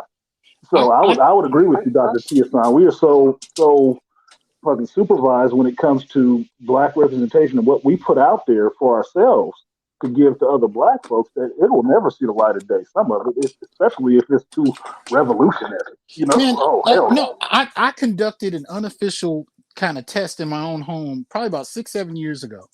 I let my son watch whatever TV shows were on, and then I had him watch like one episode of the Cosby Show. But after he watched the other shows, he didn't say too much. After he watched one episode of the Cosby Show, he asked me if he could go to college. One episode. And that's crazy. Power that image. Yeah, power that image. And that's crazy. And look what they did to Bill. Exactly. Yeah, they ran his ass to the ringer for that shit. And now you got shows where, like, I saw that one show where you got Mike Epps with the old girl Kim Fields, when I watched that, man, I was so embarrassed as well, man. I'm like, okay, so they done made him out to be an irresponsible black boy, a son husband to a responsible black woman who's able to mediate the white world and to act in a proficient way, but he's just a perennial fuck up. Who doesn't really quite have it all together. I mean, he's got an auto body shop, but she's the one who navigates the white world masterfully while he's just constantly screwing shit up. Well, those are new family show situations, bro. Yeah, that's the new narrative now. Is that, you need that black woman there to shepherd you along and show you how to do things because you can't handle this world. This world is too difficult for you. You're just a big kid, You need mama to teach you how to do some stuff. I'm like, where does that even exist? I don't even know dudes like that. I really don't. If I do, that was from long ago. We ain't been friends in a long time. I mean, that doesn't even make any sense to me. So, the Upshaws is the name of the show, okay, that I was talking about with Mike Epps in it. But you don't have these, you have, even Family Matters was a little silly because you had Urkel on there, but you at least had an intact black family. You had many shows with black families in them. Now what do you have? Pussy Valley. BMF, Power. What else you got? You had the Fresh Prince of Bel-Air until he slapped Chris Rock. That fucked that up. I'm pretty sure it's still going. Benefit to him. Yeah, that was a benefit to him because then they got that other, influential black show that was on television off the air. Cosby was one, Fresh Prince was the other one. But Power ain't going nowhere. No, Power ain't going. That's Power ain't going nowhere. What's that other one with Terrence Howard and Taraji P. Henson? I forget that Empire. Show. That's Empire. That ain't going nowhere. Yeah, you'll never see that go away. But the only thing I wanted to do was say, RRR is the kind of movie that black folks should be investing in. But Hollywood is not going to make it because they're not going to see any money in it, and it doesn't fit into their propaganda. Now, one thing I will say, you had the brother Tariq Nasheed do documentaries, The Hidden Colors, and he was able to get that shit off the ground. But I mean, when you're talking about like a movie like RRR, like the cinematography, the acting, the extras, the scenery, the computer graphics, you're talking about multi-millions of dollars, man. You ain't talking about $100,000, $50,000 budget. You're talking about tens of millions of dollars. And we just don't have those resources. And the resources they do give us, I think Dr. Johnson is correct. They monitor them scrutinizingly. And they make sure that the narratives and the images and the iconography that's put out there fits their political interest. Well, I think the Black Panther, the first one, there was a potential blueprint that still could have been pulled out of that. That would have, because here's the thing: the reason the Panther made so much noise is because it made a lot of money. It made a lot of money because women and men and people who weren't Black loved seeing it. It was an entertaining film, and there would have been opportunity to still see unapologetically masculine men in that film, but where Hollywood doubled down, and this next one coming up is on women and downplaying the men entirely. But the blueprint could have been pulled out of that first movie, where you could see powerful men and powerful women without necessarily having to downplay men to foreground women. That potential was there. That's not what Hollywood picked up on. It's not what Disney picked up on. And that's been it. And unfortunately, within Black America, we're so happy to see ourselves on the screen. What women have you seen actually challenge the representation of, or the fact that just the death of T'Challa, let alone the diminished representation of Black men? They're so happy to see power, and I've read this in social media so often. They're so happy to see powerful women. They don't care if men are not represented. By and large, I'm not talking about one individual person over here or a couple over there, but collectively, they don't care. They've been silent. Which is ridiculous, because if you're going to talk about, say, for example, the Disney princesses, Black men didn't step up and try and take their shine when they had a Black Disney princess for the first time, even though she didn't have a Black prince. And there's never been a Black prince except maybe T'Challa, as far as Disney princes are concerned. Black men didn't take their shine when that happened. And after 2009, I saw grown women in theaters dressed up like princesses. That was a whole movement where women were fighting to have a Black princess in a Disney format. And Black men didn't interrupt that. But now you have the Panther, and the reverse is happening, and they dancing in the street. Hey man, well, let them do what they do, man. What would you suggest for people to do in order to get some good cinema if you're a Black man in America? Yeah, it's underground cinema like Diary of a Tired Black Man, Sankofa back in the 90s, that kind of thing. But they're few and far between in terms of the films I would highly recommend. But I will say there is a Black film industry of a lot of indie movies, but they're not well funded. They don't have a lot of distribution, and they can be hard to find and catch up on, Right. I just, the one thing I don't want to see is another romantic story about, Black men and women, like some sort of love narrative. I'm just like, like a Boomerang or some shit like that, which was cool. Boomerang was a cool movie. Or even, like Coming to America, cool movie. But why can't you see a Black man in a movie like Extraction? Come on, I want them old school action cigar smoking movies, man. Like, well, the closest you get is anything that Antoine Fuqua does. He does a good job of actually trying to put Black men in there. He was the one who directed The Equalizer with Denzel. Yeah. If you're not in those main groups like that, you just have to start making your own stuff, especially if you want to do sci-fi or fantasy or anything like that. You got to make your own shit. Most of these companies are using off-the-shelf stuff anyway. So, look. Shout out to the you got a computer. Yeah. Do it yourself. We don't have to do it ourselves. Man. It's just what it is. There is a brother that just recently started a comic book imprint. I don't know what his name is. Eric July. Yeah, that's Young Ripper. Yeah, Young Ripper. Yeah, Eric July. And what's the name of his comic book company? I'm not sure the name. I keep hearing people call it the Ripperverse, but it's called the Ripperverse. That's it. The Ripperverse. That's the name of it, the Ripperverse. So maybe we could read and buy and consume some Ripperverse material. Maybe we can go back and look at some of the movies from the past, like like Shaft. I guess was a strong Black character. Where are our strong black male characters? I just don't see them anymore. I don't see them right now. I don't see them right now, but I would actually, to me, as being a Black audience member, I would say to shine right now. Like Dr. T did his report on Tyler. So, Tyler Perry went through his shit. We all did. Why is nobody pressuring him to actually put movies out there that are actually for black men, or give us some kind of strong black male representation? I don't see anybody saying nothing like that to Jordan Peele either.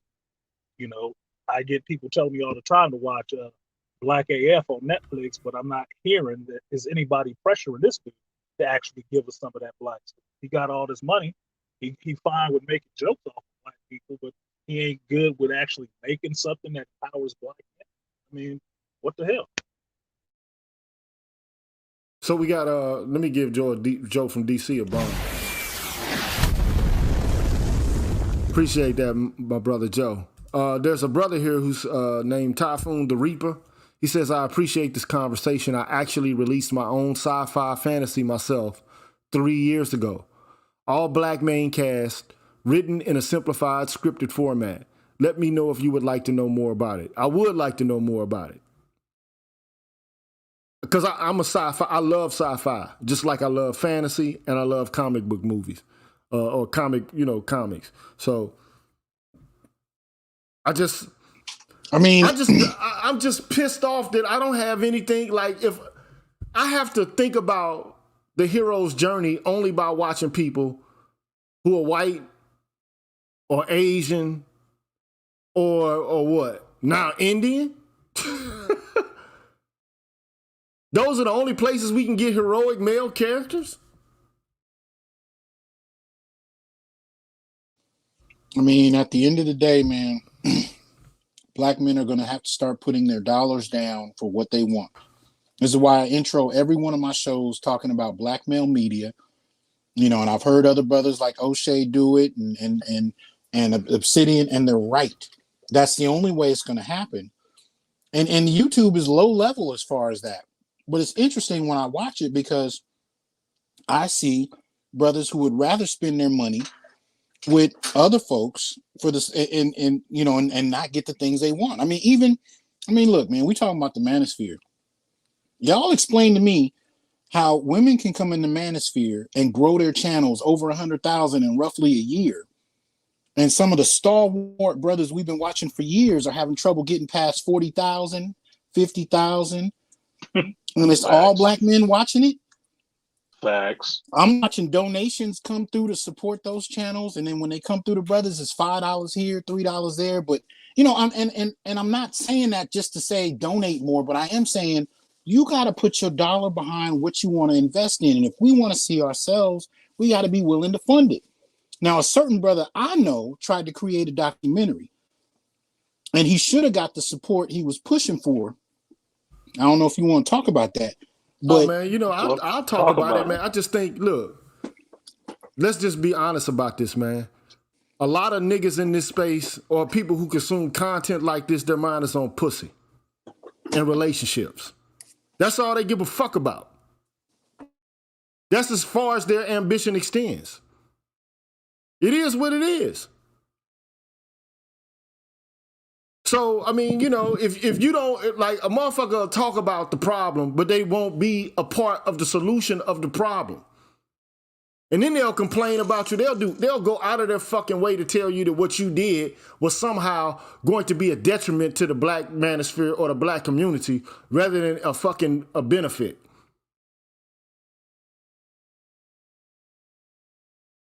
Why? Well, because you got niggas just basically on some HNIC shit. I'm better than you. I'm this, I'm that. Motherfuckers are jealous of other men's success in this space. And to me, it's some bullshit.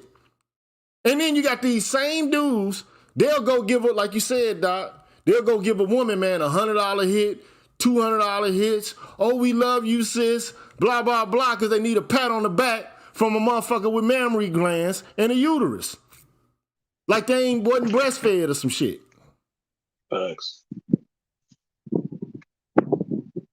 I was bringing to you the people who actually, at least in the academy, are pushing the fucking envelope.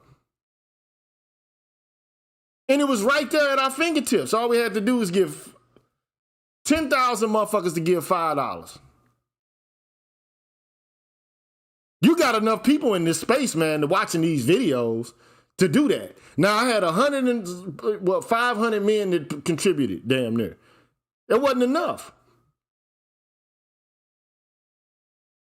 But a lot of motherfuckers watching videos and, you know, they watch it and they consume it, not with the idea that, okay, well, let's create something, let's use some agency. They just passive consumers of content. I think I talked about that with Dr. T before about next steps for the manosphere and whatnot, what should be happening, what information needs to be put out there. And I told him, I said, I don't even think it's information at this point, because a lot of content creators, yourself included, GG, puts out a lot of good information. The information is out there. What it seems motherfuckers need is the actual marching orders to get shit done, because the movement is not there. But the information is there. They absorbed it, but they not moving on it. You don't see a mass movement with this information in hand. Like, okay, this is what I need to be taken care of and doing. I think motherfuckers love the struggle. They love the cesspool. It's like being a pig in mud. They love this shit. I don't even think it's that. They can't envision a life outside of being in the mud. That's what I think it is. It's not that they like the mud. They just don't know anything but the mud, so they afraid to get out of it. Like, what happens if I get out the mud and it's just dirty again? Well, they can clean up. I think people are afraid, and I think people don't believe that we have the capacity to push out of it. Because two things at least need to change if we're going to talk about if we want to see the kind of things we want to see. That's not only media but politics. Exactly. Black men have to make their presence felt in whatever political direction we want to see happen. We need policy, and we do need a shift in how media is done. And we have to be the ones to do it. But how willing are we, and do we believe it can actually happen? I think that black men don't understand leadership. It's a big deal. In the white community, the boys decide early what they want to eat. They put them in positions to make decisions. I'm going to tell you one of the saddest moments I ever seen in my life was when I pulled over this car that was in an accident, and this guy, he didn't know where the registration was. He didn't know where his license was. And it was his wife who had it all in her pocket, in her purse. Well, you know, she takes care of all of that. I said, I pulled him to the side. I said, how does a self-respecting man don't even have your own shit?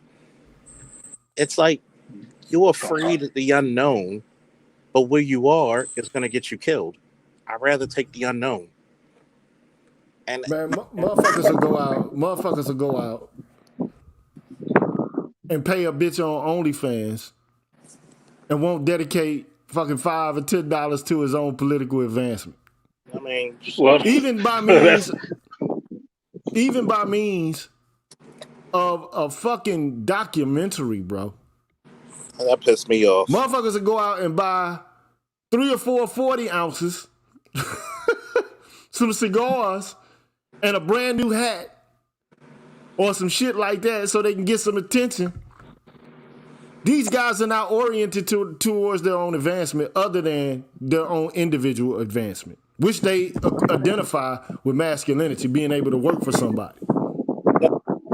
Well, that's the funny part of it. This is the reality that we live with. Our measure of manhood is getting a good job.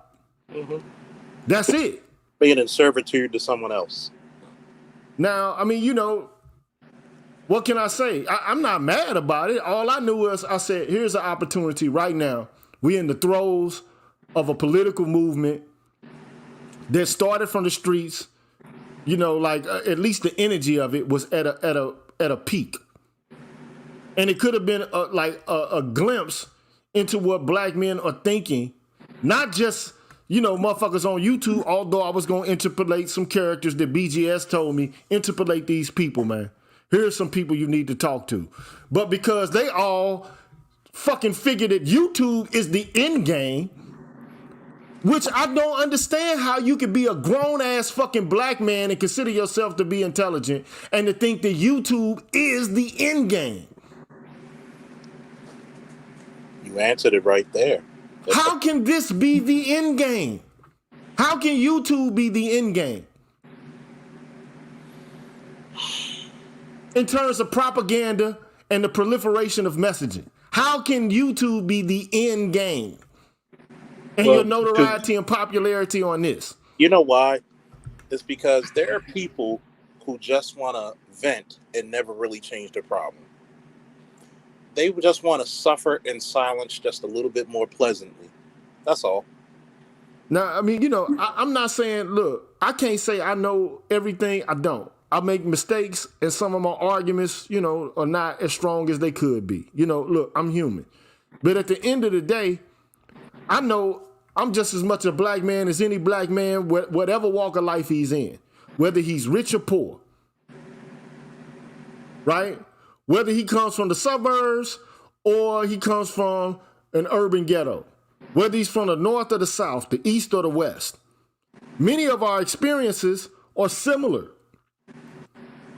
But it's just like we feeding into the gossip meal. Like, look, I don't mind hearing about what the last bitch did, but who gives a fuck? Like, I don't care. Like, I don't give a fuck about what this bitch did and this why her relationship failed. Fuck that, man. Why should I care?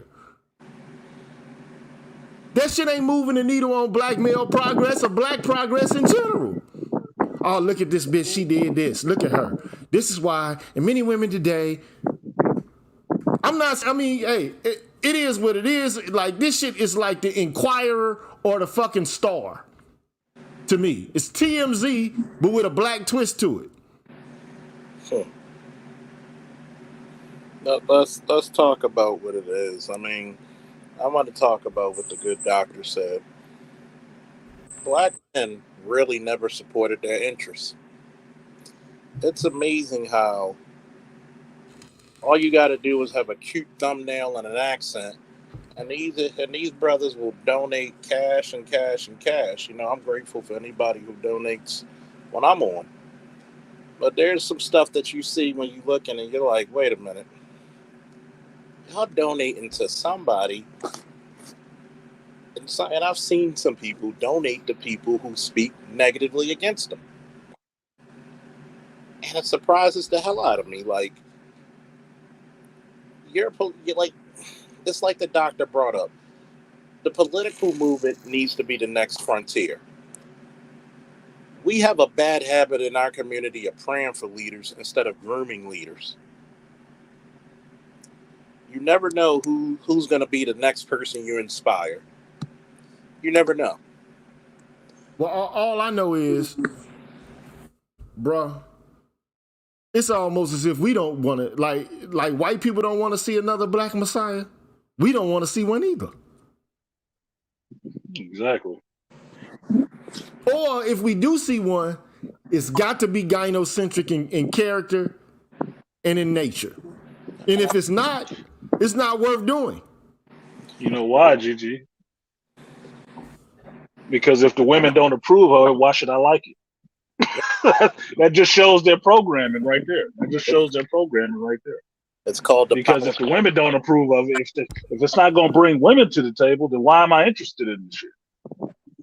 Because you can have your own interests. But then you got to think to yourself, like most of the guys who consume the content are in their 30s.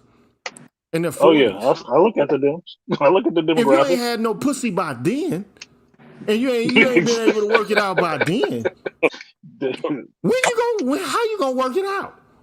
I mean, at that point, stop worrying about it, homie. You got other problems. You got 20-year-old guys talking about the goddamn gender war. You got people praying to the artificial god that they'll have an artificial womb or a sex bot. I mean, you got to remember, a lot of these guys, and this is what happens when you're dealt feminism and you're brought up and molded in a gynocracy. You don't know masculinity if it bit you in the ass. I'm sorry, I'm not going to let you shit on the boiling bag baby because I want to make me a superhuman. I'm not bullshitting. So I'm not going to shit on that. but you know, look, all I'm saying is, and I know I'm sounding crass as I say it, I was embarrassed when I saw RRR because I don't see, this is a nationalistic effort in order to demonstrate we're not taking shit. We're going to remove ourselves from degradation and servile situationality. We're not going to deal with it. And if we have to use violence to do it, we'll fucking do it. But in the black community, it doesn't matter if it's in the academy. It doesn't matter if you got black intellectuals. It doesn't matter if you got black bourgeois Negroes.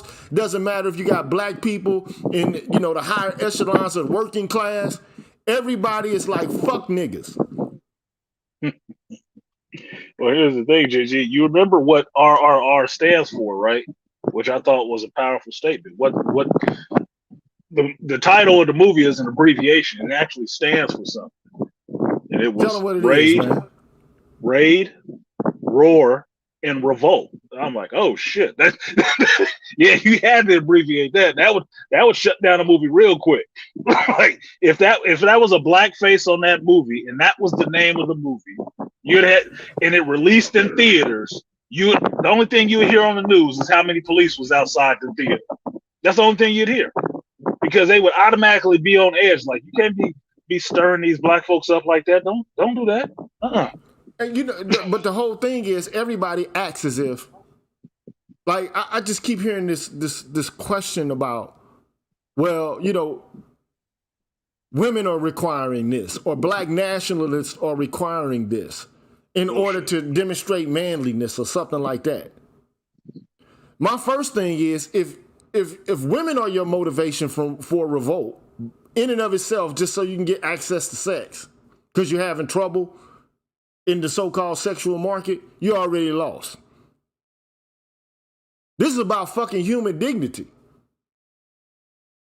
Now now I've already said on many occasions, like, some people just refuse to see systemic and institutional racism. Like, that's just some shit that was just long ago. It was so far back, and it alienates white people, so we ought not have any conversation about it. It's really an internal problem that we have ourselves. It's, you know, a cycle, a tangle. Now, you have scholars who pointed out, you know, like, even BGS is going into this shit. I'm going into it. Dr. Johnson continues to talk about, you know, systemic racism and how it impacts us, whether we're mindful of it or not. Like, for example, black men being put in solitary confinement. At damn, how many times the rate is regular offenders, white offenders? 10% more? Oh, it was. Yeah, but that goes. 1 out of 10 being put in what you call it? Solitary confinement. Solitary confinement, absolutely. And the numbers are unheard of in other communities. But so I think it's 1% for white men, it's like 3% for Latinos, but it's like 10% for black men. Yeah. So 10% of us who go to prison, we get put in the hole. 1% of white men get put in the hole, 3% of Latino men get put in the hole. Just mental break. But we're just chalking up to, that's on them. They Pookies and Ray Rays anyway. Fuck, you know, justice for them niggas.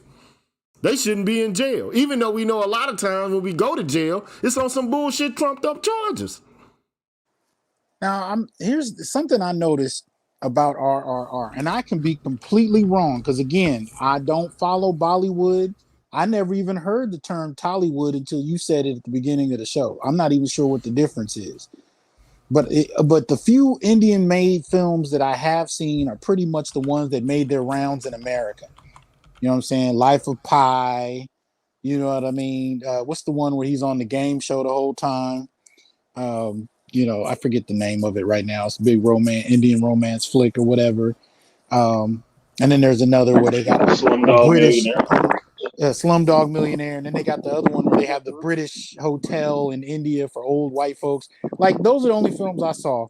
And in the 80s, 90s, I saw films on Gandhi, right? And so what I thought was interesting about that is, you know, you had all of these conciliatory assimilationist kind of films, but when you finally get to an RRR, India is its own country. and they're financing their own projects, and they're producing it and putting it out and distributing it on their own. African Americans are in a whole different situation. We have had an independent film tradition that is decades old. And it's even easier to make films now than it ever was because of technology. Facts. The biggest problem is always funding and distribution. So, at the end of the day, we just got to step it up. I mean, at the end, we have to support what we claim to want to see and make more of it. And you can build an industry like that. I mean, Tariq Nasheed, like you said earlier, he's doing his documentaries, but he built up to the point where he had a resource base where he could continue to do the projects he wanted to do. We have to be able to do that on a whole nother set of terms. But are we willing to do it? Well, that's the question, Dr. T, because when I just look around the manosphere and see how many brothers are here, how many brothers do different things, to me, it seems like just putting Legos together. I mean, it should be very easy for us to have people who work in tech, work in special effects, make their own movies, and distribute it with anybody that that own operate their own trucks and everything else. So it's like this should be like easy at this point in time. Like you were just saying, it's like the technology is already there. Everybody else is doing this. Everybody else can actually do this and get it done for themselves, even without Hollywood. What excuses do we have? And I think that's where us as Black people fall down a lot of times. We looking for the other excuses. And if you start stepping out on your own foot, you run out of excuses. There is no excuses for the rest of this shit anymore. It's just, okay, well, it's me. Did I perform or did I not perform? And that's what I think it is that gets us tripped up a lot of time. It's not so much fear, it's fear of running out of that damn excuse that, that one big joker that she was holding on to felt, like, I don't know. Shout out to Admiral Smoke, dog. What up, man? You need to come back in, man. We need to continue that series, dog, Rue. Man, look, the only thing I can say is, man, I done seen men in the manosphere start hating on each other to such an extent that they can't even talk to each other, but they got the same kind of damn ideas, and the ideas only differ minutely, but they'll still create some sort of fucking beef to the point where they ain't even on speaking terms. Well, because I think that's in this culture right now, it's very easy to get at odds with each other. That's how you define yourself, is by being at odds with each other and not standing with each other. I mean, I've said it many times. I don't come online to actually be arguing with brothers because I'm here for the fellowship and the brotherhood. I like the fact that brothers are all here and all have different perspectives and bring their own ideas and perspectives to bear on any situation. My frustration is that we don't work together enough. That's my biggest frustration.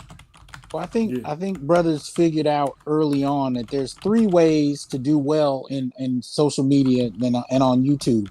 You either cater to white folk, you cater to women, or you fight with other Black men. Bam. And YouTube had that framework for the longest. The manosphere, brothers were fighting with each other for clicks and views. And that kind of died down, which I was glad to see. But catering to women and catering to white folk is still what does it. The only thing that kind of throws a wrench in that is that Black women can come into the manosphere and cater to men and do really well. Now, Steve Harvey can kind of do it if you're willing to go deal with, women along those lines. But for the most part, Kevin was probably the closest I saw that talking to Black men, that did well. But then again, he didn't do well till he started including women. So we have to create a new paradigm where, again, men are going to support men. That's the only way it's going to happen. If we're not able to do as Indians do and have our own damn country, the least we could do is support our own interests in terms of politics and media. Facts. I'm just gonna say this real quick and give it to Artisan. Like, it's a damn shame, and I mean it's a damn shame that, like the good doctor was speaking, any chick could come up in here and say a few kind words because you know how much you Negroes gotta get your head rubbed by a woman. Good boy. But when men are trying to empower you, when men are trying to inspire you, you just look at it like, hey, like it's a goddamn Instagram post. Good day, I'm gonna take this talking point and I'm gonna walk with it. There's not. I'm gonna really say this. I'm gonna really say this. I want every goddamn person, as my drill sergeant used to say. I want every swinging dick and jiggling titty that listen to what the fuck I gotta say. There should be no fucking reason, and I'm excuse my language because I know this is harsh, but this gets on my nerves. There should be no fucking reason GG should have been working on his second documentary right now. Agreed. There's no fucking reason with the amount of people and the so-called and shame on you for those who didn't and you knew damn well about this ahead of time. And I'm sorry, I've seen a lot of people who go to these female spaces and they will literally say some talking points to get your attention and then end up shitting on you and your gender, and then you still give them money because you want that pat on the head like a good boy. Get out of here. Get out of here with that. I'm sorry for saying that, but Look, the only thing, I thought I had something to contribute, man, at the time. That's all I thought. I was like, okay, I can bring Curry in, I can bring Neil in, I could bring Johnson in, I could bring Sperling in, I could bring some other content creators in, and we could just, air out our grievances and have some, like, academics back the shit up. Like, we're not just talking, out of the side of our necks because we hate people in our community. We're seeing a trend and we're seeing a problem. And we can articulate this in a way that will lend credibility to our cause. Motherfuckers is like, we don't need them here no way. Well, I'll speak to that. I'll say that was wrong with the community. Get them out of here. Like, huh? I'll say really, two things. Dude? Like, you're grifting and all this shit. I'm like, hey, bro. Anybody who donated or allocated any funds to that shit, that campaign when it didn't fall through, they got their money back. And the shit wasn't gonna make me no bread, no way. I wasn't about to get rich off a fucking documentary. You gotta make 10, 12 of them motherfuckers in order to get some skin in the game. And niggas don't even want to see each other get skin in that game. Then you complain why there's a deficit of black men in it. Because we don't, like Johnson say, man, we don't support each other. We hate each other for real. We hate each other for real, man. And that's why, when I first saw RRR, that's why I was embarrassed. I was like, God damn, they talking about national revolution. And we talking about why these bitches don't treat us right. I'm done, man. Like, Sand Dog, man, I'm going to let you talk and then I'm going to go through everybody and I'm going to end this. Like, I just, look, you can do what you want to do. You can invest in what you want to invest in. You can, if that rub is your fix, go ahead and rub on it. Get it rubbed on. You know what I'm saying? But it ain't gonna permanently fix your problem. He say Tia San get hella support. Bruh, we talking about projects, man. Not even close. No, he does. Yeah. Not even close. Like if you go to some of these female channels, not even close, man. Man, if you go up there and you see like their super chats or whatever they're getting in PayPal and all of that, not close. It's like if you see another black man succeed through your own help and support, that's anathema to you. But at the same time, I guess in every man's mind, he's the king. I'll tell you what, GG. And I'm done with it, bro. Like at the end of the day, man, I'm gonna continue to do my content, man. And if y'all want to contribute to some shit and make it happen, y'all make it happen. Don't say I ain't try. Don't say I didn't put in the college try or whatever the case, the John Henry try. I made an attempt. Yeah, because recently shout out to Charles Faulkner, Dr. Tia San, and Brother Art. And so, and recently, like on Facebook, we had a discussion about the Black Panther, and so because if you the one of the things I wanted to say was that, again, I've been a comic book fan since 1982, right? And a lot of African Americans, like in terms of that, and you guys know if you're geeks, a lot of African Americans could care less about the content in general, or especially the black characters, that are in it. So, like, if you look at something like, if you set T'Challa aside, I know him directly. Like, you got the brother that's been putting together Black Sands Entertainment, like, for years, right? And he was just recently on Shark Tank. And he got $500,000 from Kevin Hart, and now he's working with Kevin Hart. And so the when you look at this content or this type of culture, I guess where I have a strain with greater Black America is that Black Panther was not popular until Marvel made the film, right? The character has had cartoons on BET, and all of that stuff. And so my thing is that, why did it take for it to be a Marvel cinematic film for us to galvanize around that character and support it? Milestone Comics has been around for a long time. Blood Syndicate, Icon and Rocket. What's that? Hardware. So a lot of these characters have been around for so long, but again, they don't have. They didn't have support from our community, because our community in and of itself is they're not into the culture. So if they're not into the culture, they definitely won't know what the Black characters are. The Black characters are in this culture.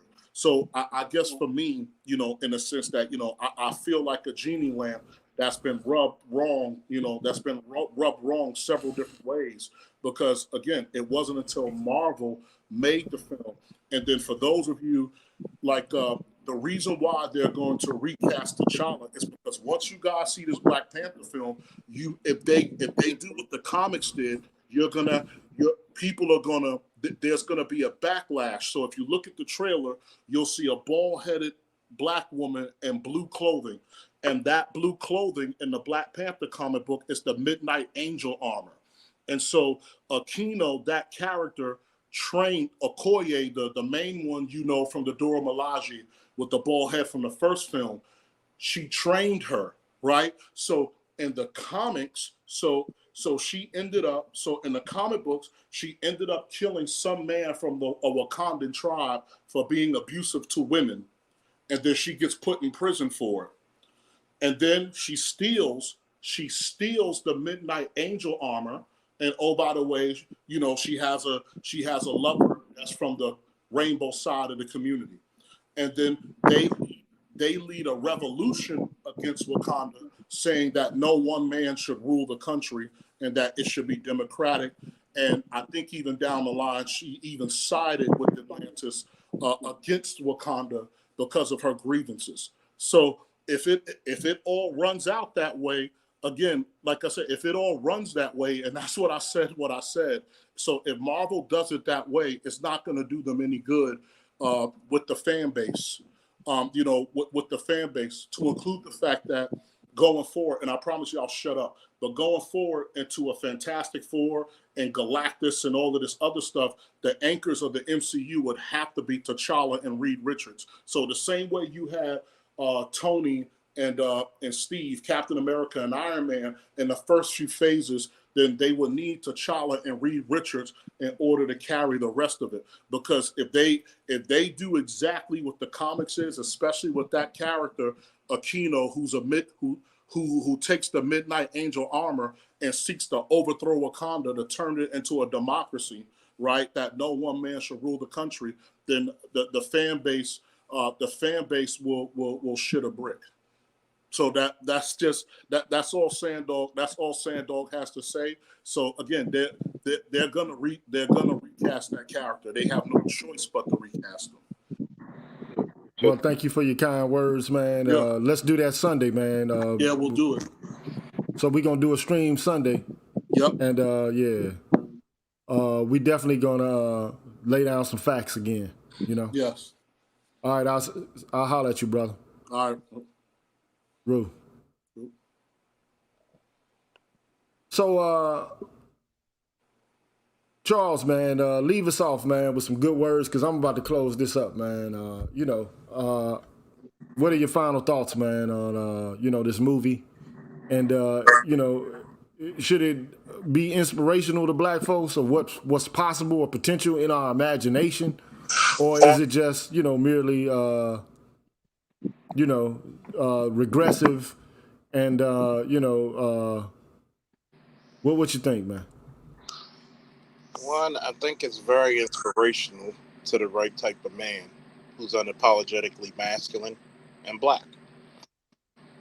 I think black men need to stop this abrupt fear of tiptoeing around women.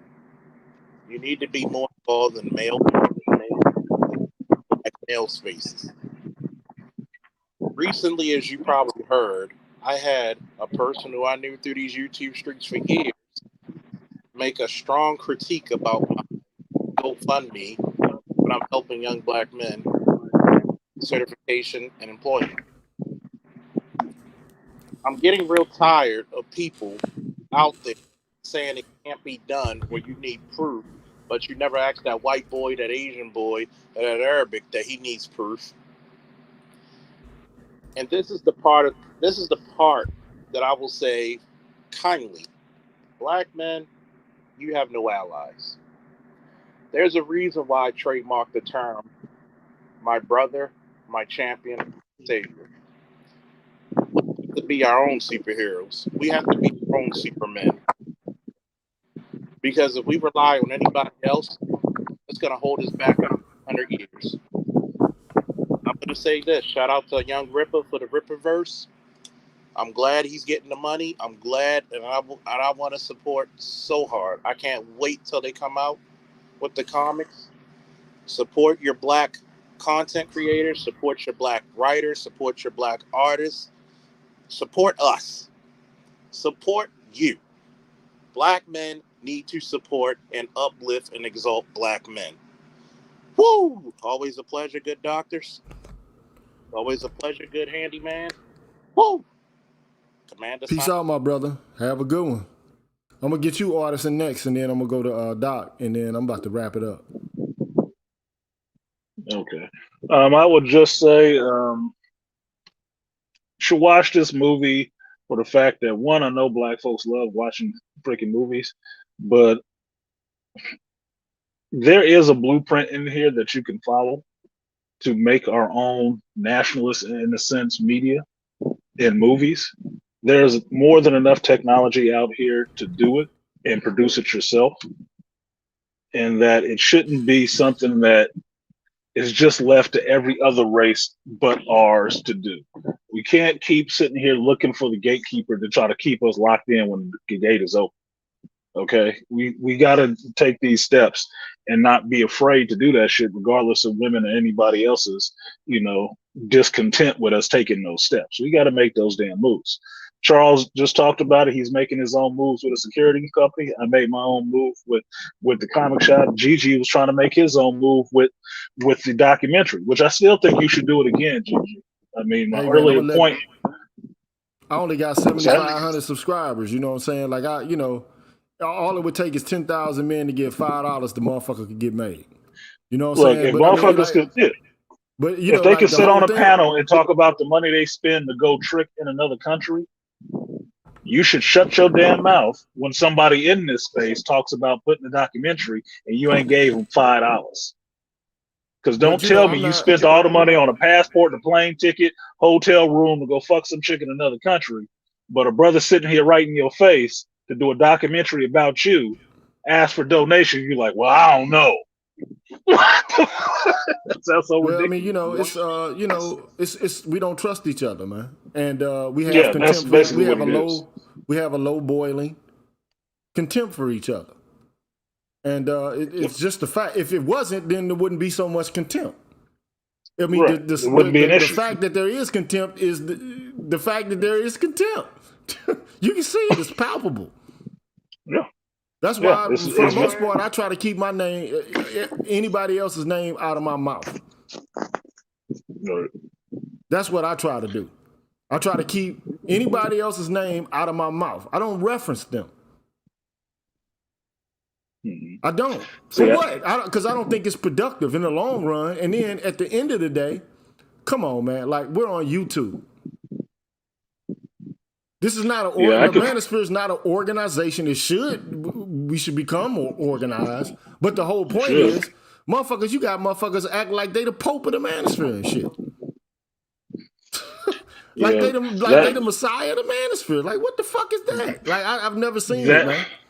That stuff comes down to just brothers with egos. You know, brothers always have egos. And the part you mentioned earlier about that it's just YouTube and why people take it so seriously, because this is the one space that people can actually be heard. And that's what it tells me.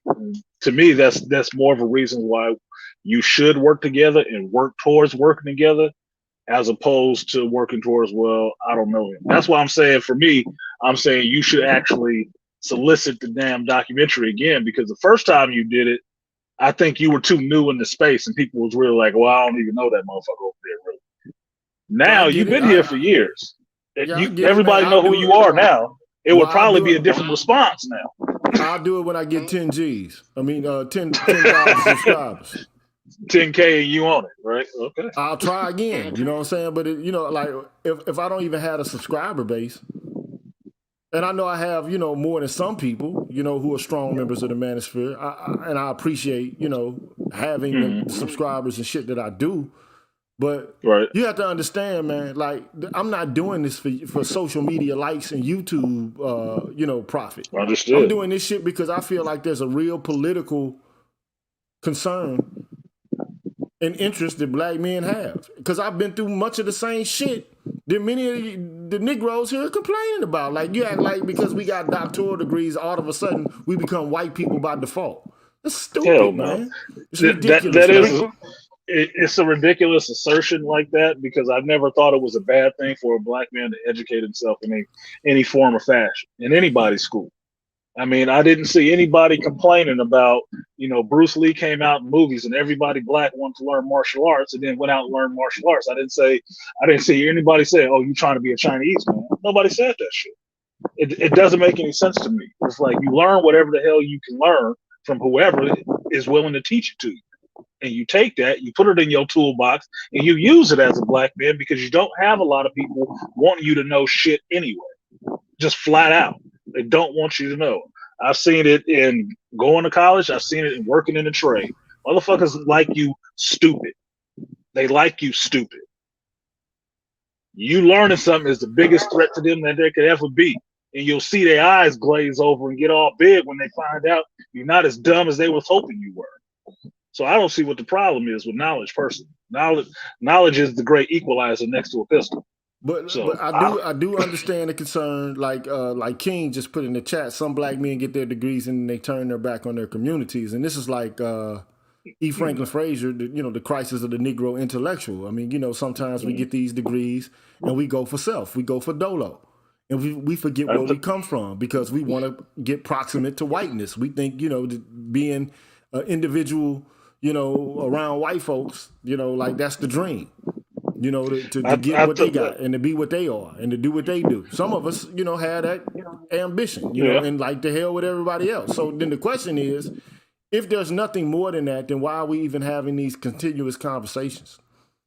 All right. I think it can be part of that and part of the inverse of that, which is the community turns their back on you when you go for that, because they can only accept you going for that as being, well, you trying to be a white dude. That may not be the case at all. But if your community walked away from you when you were trying to better yourself to help your community, well, what's left to you? What are you going to say at that point? I mean, we saw a perfect example of that with the brother a couple years ago who graduated his law school and saying he was a prize, and how everybody came out and attacked him for that shit. But if he turned his back on all of you, he's a motherfucker for doing that too. I was like, well, yeah, you can't win for losing. Your community is the first one to turn their back on you. It ain't the other way around. You're not the first one to turn your back on the community. Your community is the first one to turn their back on you because they have standards of what they think being black is, and apparently it doesn't entail being educated or intelligent in any degree. All that stuff is left for white folks. We got to get rid of that. So thank you, man, for your contribution and coming here today. I appreciate it, man. You didn't have to. Appreciate it. Okay. And Faulkner and Artisan, leave your Cash App handles in the chat because I'm gonna bless y'all tonight. Dr. Johnson, man, you got some closing words? Hey, man. The other reason I think the documentary you wanted to make needs to be made is we need to make some critical decisions. In the last number of years in the manosphere, we have been talking about our issues with women.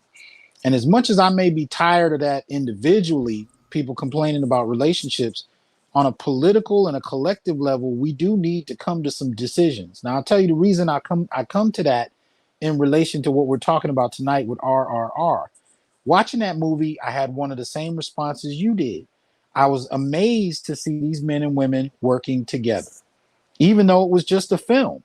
Because even in our films, you know, our women are competing with us. You know, so I can't say anything about everyday Indian culture, but at least in their films, they were working together, right? The only film I could relate to RRR was what I said earlier, Spook Who Sat by the Door. Now, spoilers, if you ain't seen this movie, considering it's 49 years old, it's your fault at this point. But here's the thing. When you watch Spook, what brings everything to almost a close, because the revolution continues in the film, but what really shuts down how they've been doing it is the lead figure is done in by his woman. Yeah, man. That's crazy. So this is a 50-year-old movie about revolution, but he's done in by his woman. So even though you didn't have a manosphere, even though we weren't having those conversations, you go back to the early 1970s, and brothers were still dealing with the issue. We weren't as forthright as we are now, but that was on the table. His woman undermined the revolution. So we need to come to some decisions about what we mean by black, what we mean by collective movement. I mean, are we going to be, are we black? Are we black in name only? Are we politically black? We need to make these kind of decisions because watching RRR, I saw a nationalism that was rooted in a certain desire, a certain national impulse to advance. Well, the manosphere has led the way in questioning the nature of blackness, especially in terms of gender and relationships. But more than questioning, we got to come to a conclusion because if we want to see these kind of images, there's certain things we got to figure out. Are we talking about SYSBM? Are we talking about different groups of women? We need to come to that kind of decision, especially in regard to the kind of imagery we want to put out and what we want to impose. And I'm not coming down one way or the other. I'm not saying what we should do in terms of what decision we should make. I'm saying we need to make one because I want to see films like that show strong black men in positions of authority doing incredible things to advance, us.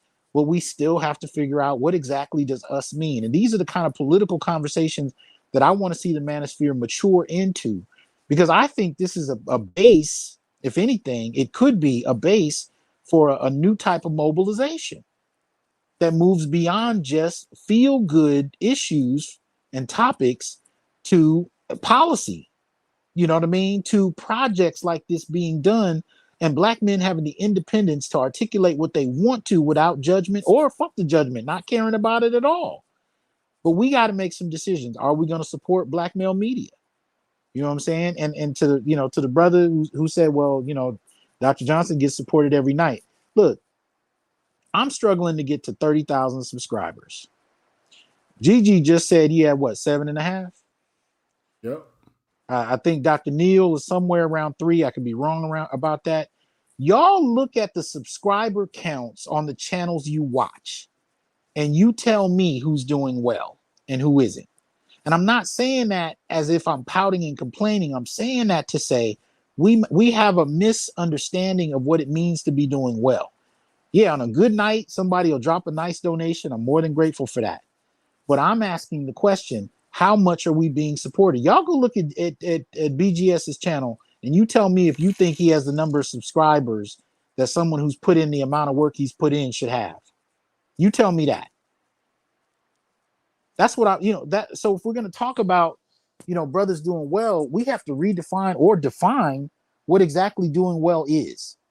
And how can we better support each other in that endeavor and make the projects we want to see, create the political movements we need to have happen, right? We need to engage at that level, because if we just keep fucking around talking about what girl did us wrong, we're going to miss the window. John Henrik Clarke said it once when he talked about the 1960s. He said there were too many people giving speeches and not enough people doing the unglamorous work. So we missed an opportunity to advance on nationalistic terms. This is according to Dr. Clarke, because we missed the window. I don't want to see us miss the window, because trust me when I tell you, this is a window. We are one policy decision away by YouTube for all of this shit to go left. If YouTube decided to completely purge all manosphere content from YouTube, do you have any idea what that would do to this moment? Oh, we could talk about where else we would go, but let's be realistic. It would be devastating. I want to see us take advantage of the window before we lose the opportunity. Because one way or another, whether it's taken from us in terms of corporate decision-making, funding, or whether brothers just get tired of it and move on to the next trend, the window is temporary. What are we going to do with it? We're laying out the groundwork of what needs to happen, but how many of us are going to put dollars to our words to make it happen? And that's what I want to see. That's why I talk about the black male political agenda through my channel. That's why I'm trying to, support my brothers in this section of YouTube, because I want to see this intellectual, these discourses move into action. And I only see them here with the brothers whose channels I support. But each of those brothers, look at Faulkner's channel, look at Artisan's channel. Y'all look at the subscribers and tell me that those brothers deserve the amount of subscribers they actually have. This is not just me individually complaining. I'm saying we need to move like a collective and make collective decisions. But we need support to do that. And do you think that's happening? So y'all tell me. Boom, man. Drop a bomb on them, Doc. The only reason I did the show tonight, man, was because you did the show about, the movie we talked about the last time in your presence. What was the name of that movie, man? What you talking about, Prey? Prey. We had a conversation about Prey and how, look, we don't have a problem with women, being included in main protagonist roles in movies. But I mean, for crying out loud, man. I mean, the subplots of the movie are all identity politics. Mm-hmm.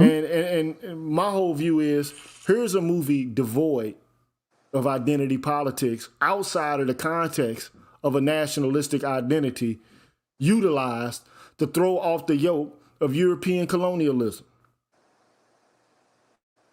Mm-hmm. I mean, and they played with the theme of, the sellout, right? They played with that theme. And initially, as I watched the movie, I thought the Ram was nothing but a pure, unadulterated token sellout.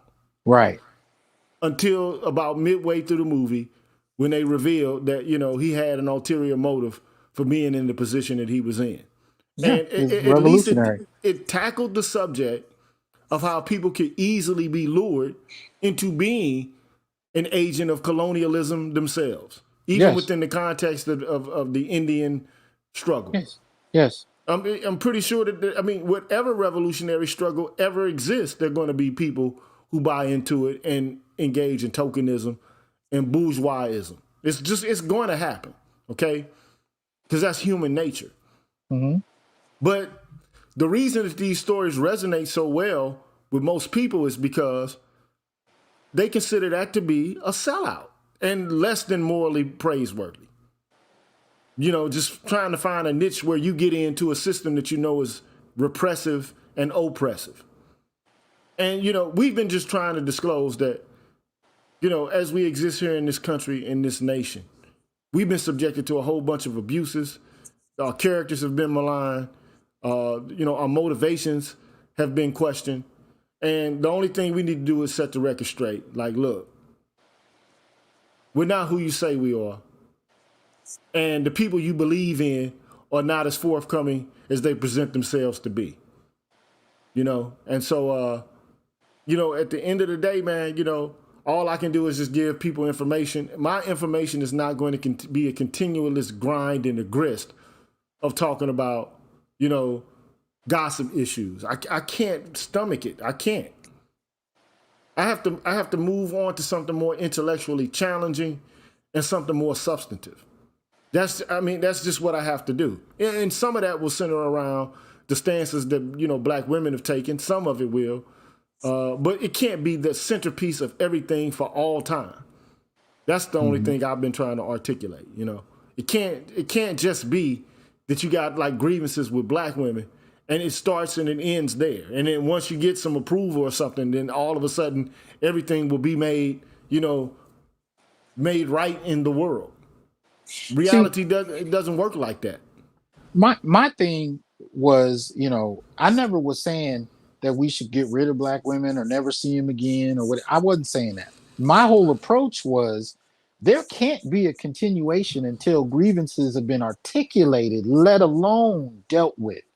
The articulation comes first because most black men haven't been socialized to articulate their needs in a relationship, let alone their grievances.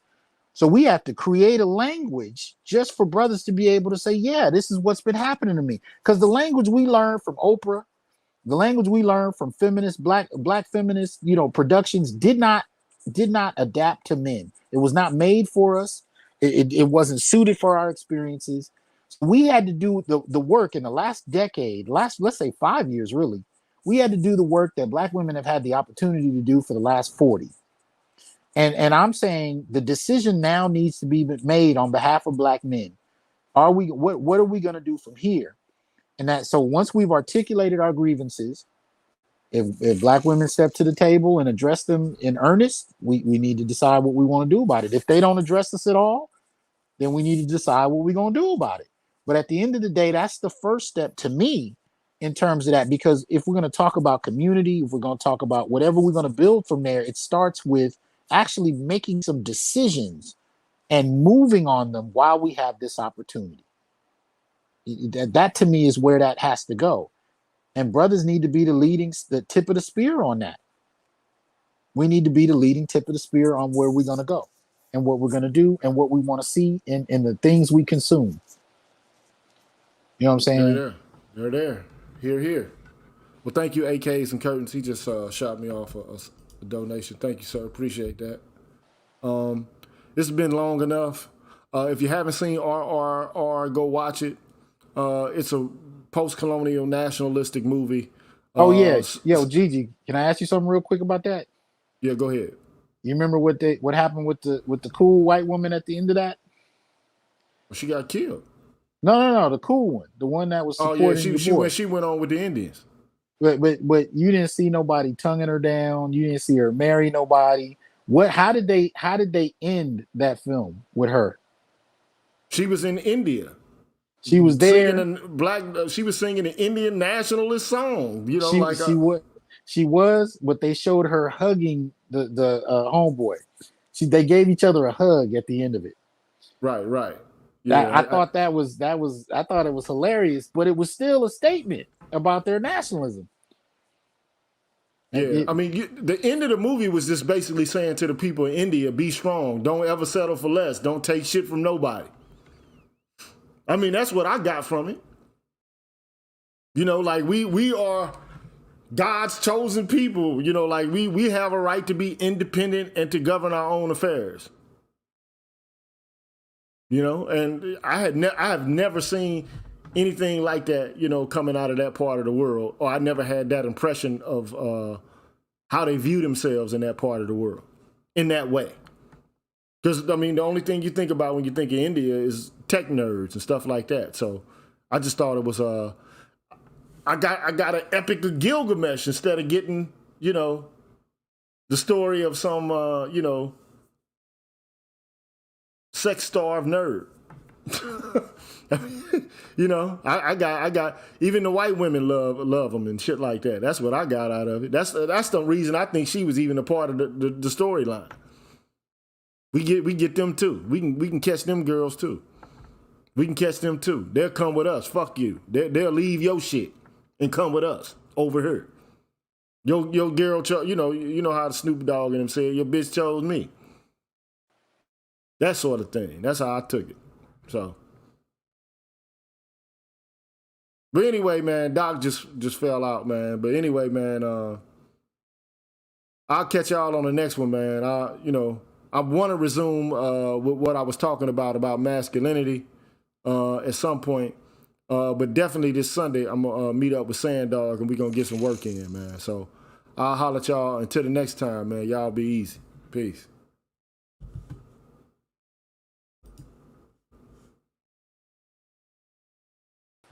Doc, you fell out. You all right? Yeah, I'm on my phone. It's dying. But nah, man, they were attracting all the white girls at a certain point. So to me, it sounded like the message was, we still get down with Indian women. If you want to have a white girl, that's cool, but she can't be the defining mark of beauty amongst us.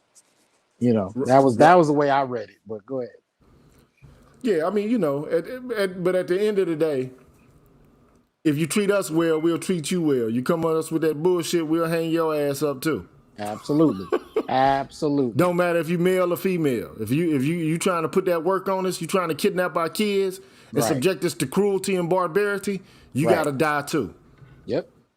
You got to go. Yep. So, like black men, well, save everybody. We gotta save the whales. Nope. So anyway, man, we up out this thing, man. I'll holler at y'all next time.